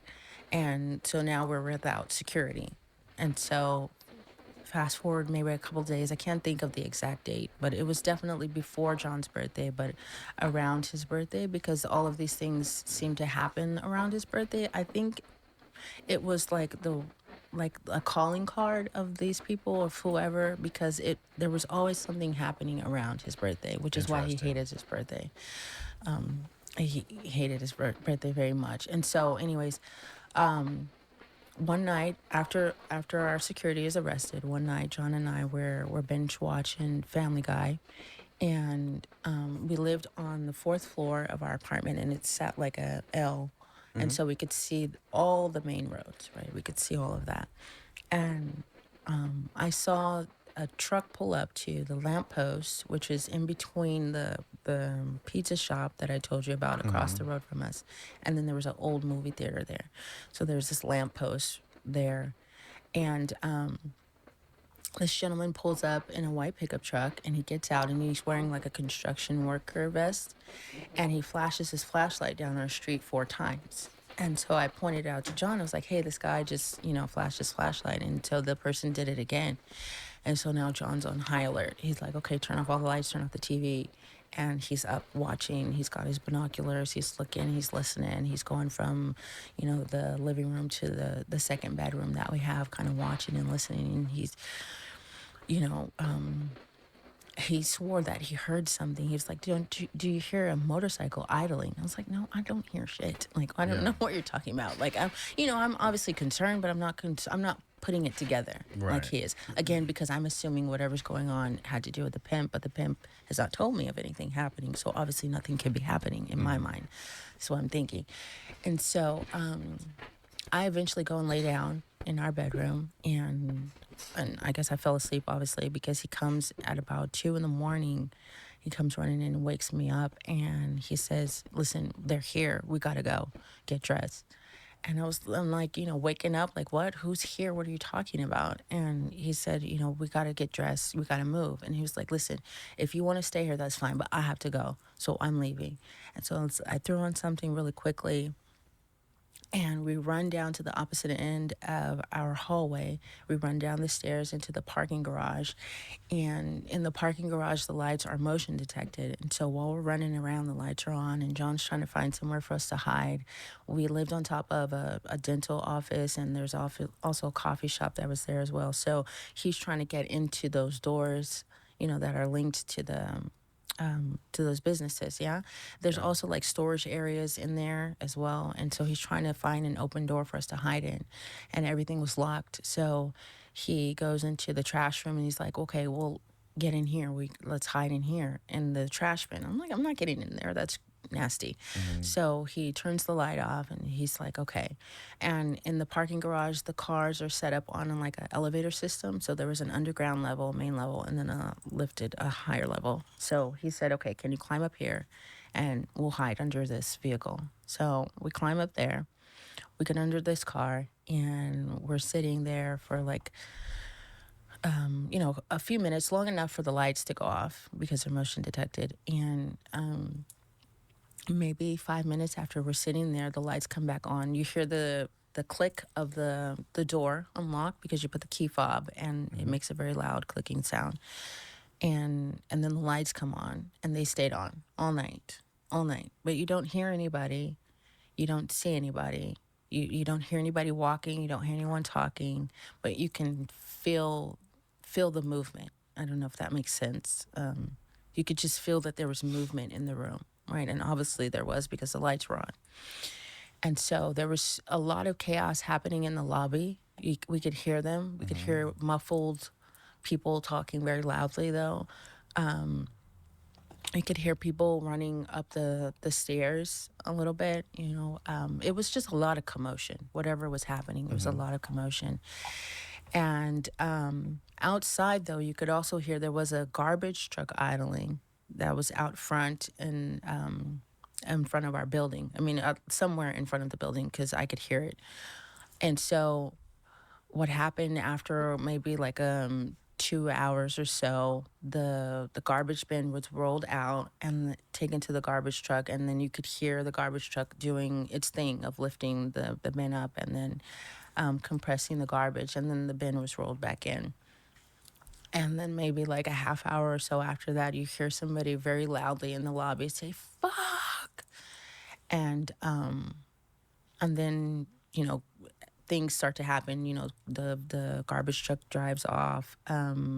There was one of our neighbors who John was suspicious of that had moved in across the hall from us. They had moved in not long after we had gotten new management. I think I forgot to add that in there.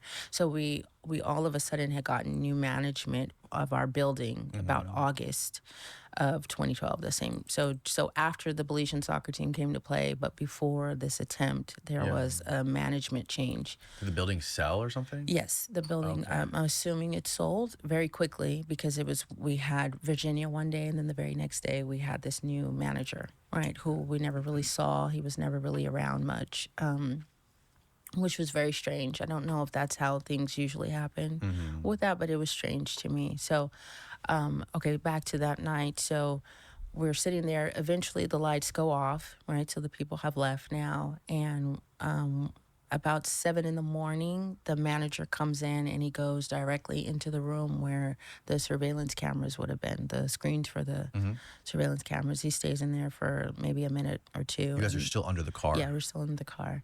And then he goes back into wherever he goes, into the lobby, I'm assuming.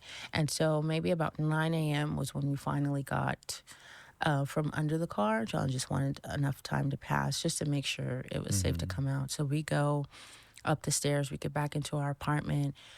I'm freaking out. He's like, just grab what you can and we'll we'll pack up our stuff. And he called the girlfriend of our security that was living with us, and he asked her to come travel with us as we're leaving. So she came and she met us. I'm assuming because there's just safety in numbers. It wasn't really for her to protect us or anything. But so we come down. As we're leaving, at the elevator, one of our neighbors comes out, an older lady who lives next to the elevator, and John's chit-chatting with her, how you doing this morning, whatever. And then he was like, well, did you hear anything strange happening last night? She was like, yeah, I was just going to go down and ask about that because I heard so much commotion last night. And she was like, I was wondering what was going on. There was like people running up and down the hallways, talking loudly, all of these things. And so... Same floor as you, she lives on. Yes, same floor, 4th floor. And so we go down, we're in the lobby. The manager doesn't see us because he's, speaking to the lady. And then we come from behind him and he sees us and his face goes white, like all the blood is drained from his face. Almost like, what are you guys still doing here? And so I just thought he would say, because John asked him, what was there anything strange that was happening last night? And I assumed he was going to say, yeah, you guys were running around like crazy people in our parking garage. But, he didn't even say that, But the security cameras would have seen you, right? Yeah, yes, for sure. And so it was just really strange. And I should also add really quickly, after we had left from there, John had sent him an email because he basically accusing him of being a part of whatever was happening and that he was going to the FBI and he has all this evidence. And he said, yeah, and just so you know, I had cameras installed into the elevator. So we've got everything, right? And my God. we had our security, who is now out of jail, the same gentleman, the couple, and they were packing up our stuff for us to ship it to us. We were now in Colorado Springs, and they were going to ship it to us, bring my car and all the things. And so he said one of the days while they were there packing up our stuff in the elevator, it had been stripped down. The panels had been stripped out of the elevator. Oh my God. Yes. That's hilarious. We're looking for these cameras or whatever. So Wow. So this was very eye-opening for me, that whatever the pimp was into, this had nothing to do with him. And this was way higher than... There was heavy money involved and whatever had just happened. And so, I was sufficiently spooked. Do you think the hotel was purchased specifically for this reason? The apartment complex? Yes, I do. Wow. I do. John believed that as well. He did a lot of digging. There was a news article story series that was being written by John Casaretto, who was kind of chronicling, am I saying that right? Whatever, John's findings, because obviously you follow the money, you find out what's going on. Right. So he had named some names and found out that it was definitely the Sinaloa cartel that was behind the purchase. Not the purchase, but that was behind the activity of what was happening. Us being followed and the attempt on him being collected. They also had police officers. I didn't see the motorcycle police, but John said that when what pulled up was a black sedan 2 cops on motorcycles, on police motorcycles, and then the garbage truck. So again, I didn't see any of that. I just heard the garbage truck idling in front of our building. So so yeah, it was pretty spooky. And we left from there. We went to Utah. I'm not sure why. We stayed there for a little bit, and then eventually made our way to Colorado, because John had friends there, and so I'm guessing also because he had once lived there, so it's familiar territory. Right. And we ended up purchasing our first house there, which was a double wide trailer, which was so freaking awesome. I love that house. It was so cool.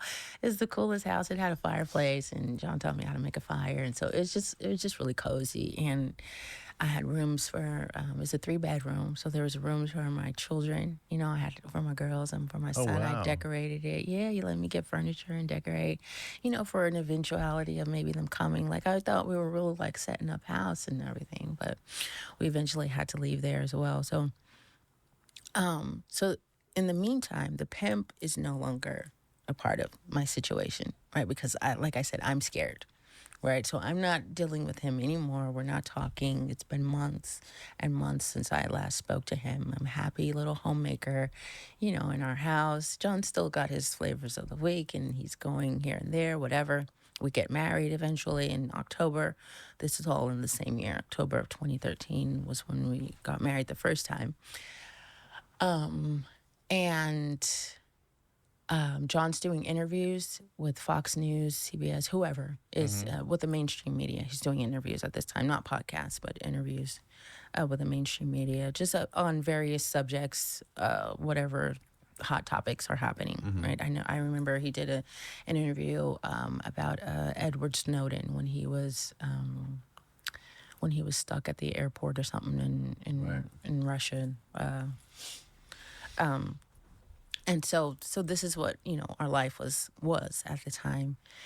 And John did a particular interview with Fox News. And when he was doing these interviews, he would always request that they not share where he was. Don't share the location. You know, he'd always make sure to ask that. And everyone honored that up until this last interview that we did while we were still in Colorado. These are all over like Skype or something? Yes. Or, okay. Well, actually, we were going into the Focus of the Family building in Colorado Springs, and they had a studio set up, so we would go there and do remotely the interviews. And so this newscaster, you know, as soon as he got on, he's like, "Oh, and we're here with John McAfee in Colorado Springs." So when that happened, you know, John's pissed. You know, just not pissed, but just pissed, whatever. Not pissed enough to do anything. So Right. it's not a situation like that, but he's upset about it. And not long after that, things started happening in our neighborhood. And so he purchased a trailer that we kept in a trailer park, you know, I guess for this eventuality, because he was doing a lot of things that didn't make sense to me, but he wanted to have somewhere where we could have, you know, to go and hide out at. So the strange thing, the biggest strange thing I guess I could point out that happened was that when, you know, when you get on your Wi-Fi in your neighborhood, you know, it brings up all of the Wi-Fi that's in your area. And so a new Wi-Fi had popped up. It said FBI, something FBI, right? And so I don't know if that was actually the FBI or whatever, but it was just a very clear, you know, change. And then also, John decided that we would go and speak to the FBI, right? So I'm freaking out because I'm thinking like they're gonna arrest me, you know, because I've done all these things. I'm thinking John's going in there to snitch on me, and now I'm gonna go to prison. You know, I didn't know what was gonna happen. You know, so we go in there and he's telling this agent about, you know, his life and, you know, why he thinks people are after him and what's happened and all of the things. And then they asked me to leave the office. So I leave the office and I'm sweating. I'm like, oh my God, I'm going to prison. And I'm assuming it's because he's telling Right. this agent about me, right? He just wasn't going to do it in front of me. And so, but we leave the office, right? And they come out and everything's like, okay, Mr. McAfee, you know, if anything happens, you know, we're here, whatever, you know, but they didn't take it seriously, I don't think, or maybe they did. And maybe, you know, I was then on being watched and, monitored by the FBI. I don't know. But from the outside appearance, it didn't look like they were taking it seriously. So we're living our life. We're kind of moving around a little bit. But I remember there was a time I was there. John was out of town, and I just happened to go to the store. And when I came out of the store, my pimp was standing at my car. And so I'm super freaked out because how does he know where I am? Because I haven't spoken to him. The only people that know where I am that could maybe relate to him or he could find out through is my family, because I was sending like MoneyGram, Western Union for my kids, for school supplies, whatever they needed. Yeah. So and still to this day, I don't understand how he found me, how he knew that I was at the store, right? And how he's at my car. And so I remember, because John had said not to give him any money, what I did was I took a necklace he had given me and I took it to the pawn shop, and to give him money, I said, you have to leave. You can't be here. You have to leave, like now. I don't know if I made him aware of the FBI situation or not, but I just needed him to get away from me, because I didn't want John thinking that I was, part of anything that was now happening, right? Because I'm still sufficiently very spooked. I don't know what's happening, even though we're living like seemingly normal life, there's still this threat over us. Thank you, everyone. And Thank you, everyone, so for being here. Young Toady, Nicole eventually we Suarez, move Jewel, and we're Lizu. traveling. Thank you so much for being here, I'm everyone. sorry, I'm trying to get to Nicole, so now nice to meet you. And add you on another Instagram and Discord. Appreciate that. Toady, relevant thank you for part being of here. the story, because there was just a Jewel, lot Lizu, thank that you was for the nice, happening kind in our words. Thank you so normal much. I regular really life. appreciate all of you very much. There was You're okay, the I best. should mention this as well. There was Amazing. a talk that John had done at CSSX or something in San Jose, and it was in the same year, 2013. He gave a keynote speech during there, and a woman from Belize had come, and because afterwards he's kind of meeting and greeting, shaking hands and things, and this woman comes and she says she's from Belize, and she hands him an envelope, a manila envelope, and there were some pictures in there of his properties or something. And so there was just these strange things that were always happening, people trying to give him drinks, or women trying to get him to come to their hotel room, giving key cards and all the things. So there was always a sense of danger, potential danger around us. And so I want to get to, we were in Denver. I'm not sure why we were in Denver, but I think because I was eventually about to fly out to California to see my kids, but I don't know why we were staying at the hotel. I think just because of everything that was happening since our location was outed. I think John just felt safer, getting some distance. And so we were there. There's like a kind of concentrated area of hotels. So we were at one of the hotels, and I remember there was like this road that went behind the hotels, and there was this pickup truck, because I was walking our dog Tequila, and this pickup truck was like stopping, going to this hotel, and then he would stop and sit for a little bit, and then he would move and stop and sit a little bit and move and stop. And so I told John about it, and he said he's trying to triangulate, could be possibly looking for us, was the assumption, obviously. And at this point, we weren't sure what was going on or how people were locating us, but it turned out to be the pickup truck. There was the low jack on the truck that we didn't realize. If someone steals your truck, Tracker? or yeah, if it's ever stolen, it could be found. So I told John about that, and then, I catch my flight to go to California, and he called me like later that evening, and he's like, listen, I'm hiding out in the parking garage because, something's going on, but I'll let you know, when I'm okay. And so eventually he made his way to California to me, and he was like, listen, we got to go because I've got people following me, and, it's not safe for you to be here with your kids. So we left, and we made our way to Arizona, where the girlfriend of our security that was living with us in Portland. She came and met with us, as well as John Poole, who was John's head of security for over 20 years. And so they met up with us. They had a rental car. And so we got in the rental car, John, myself, and the girlfriend. And his head of security took the pickup truck.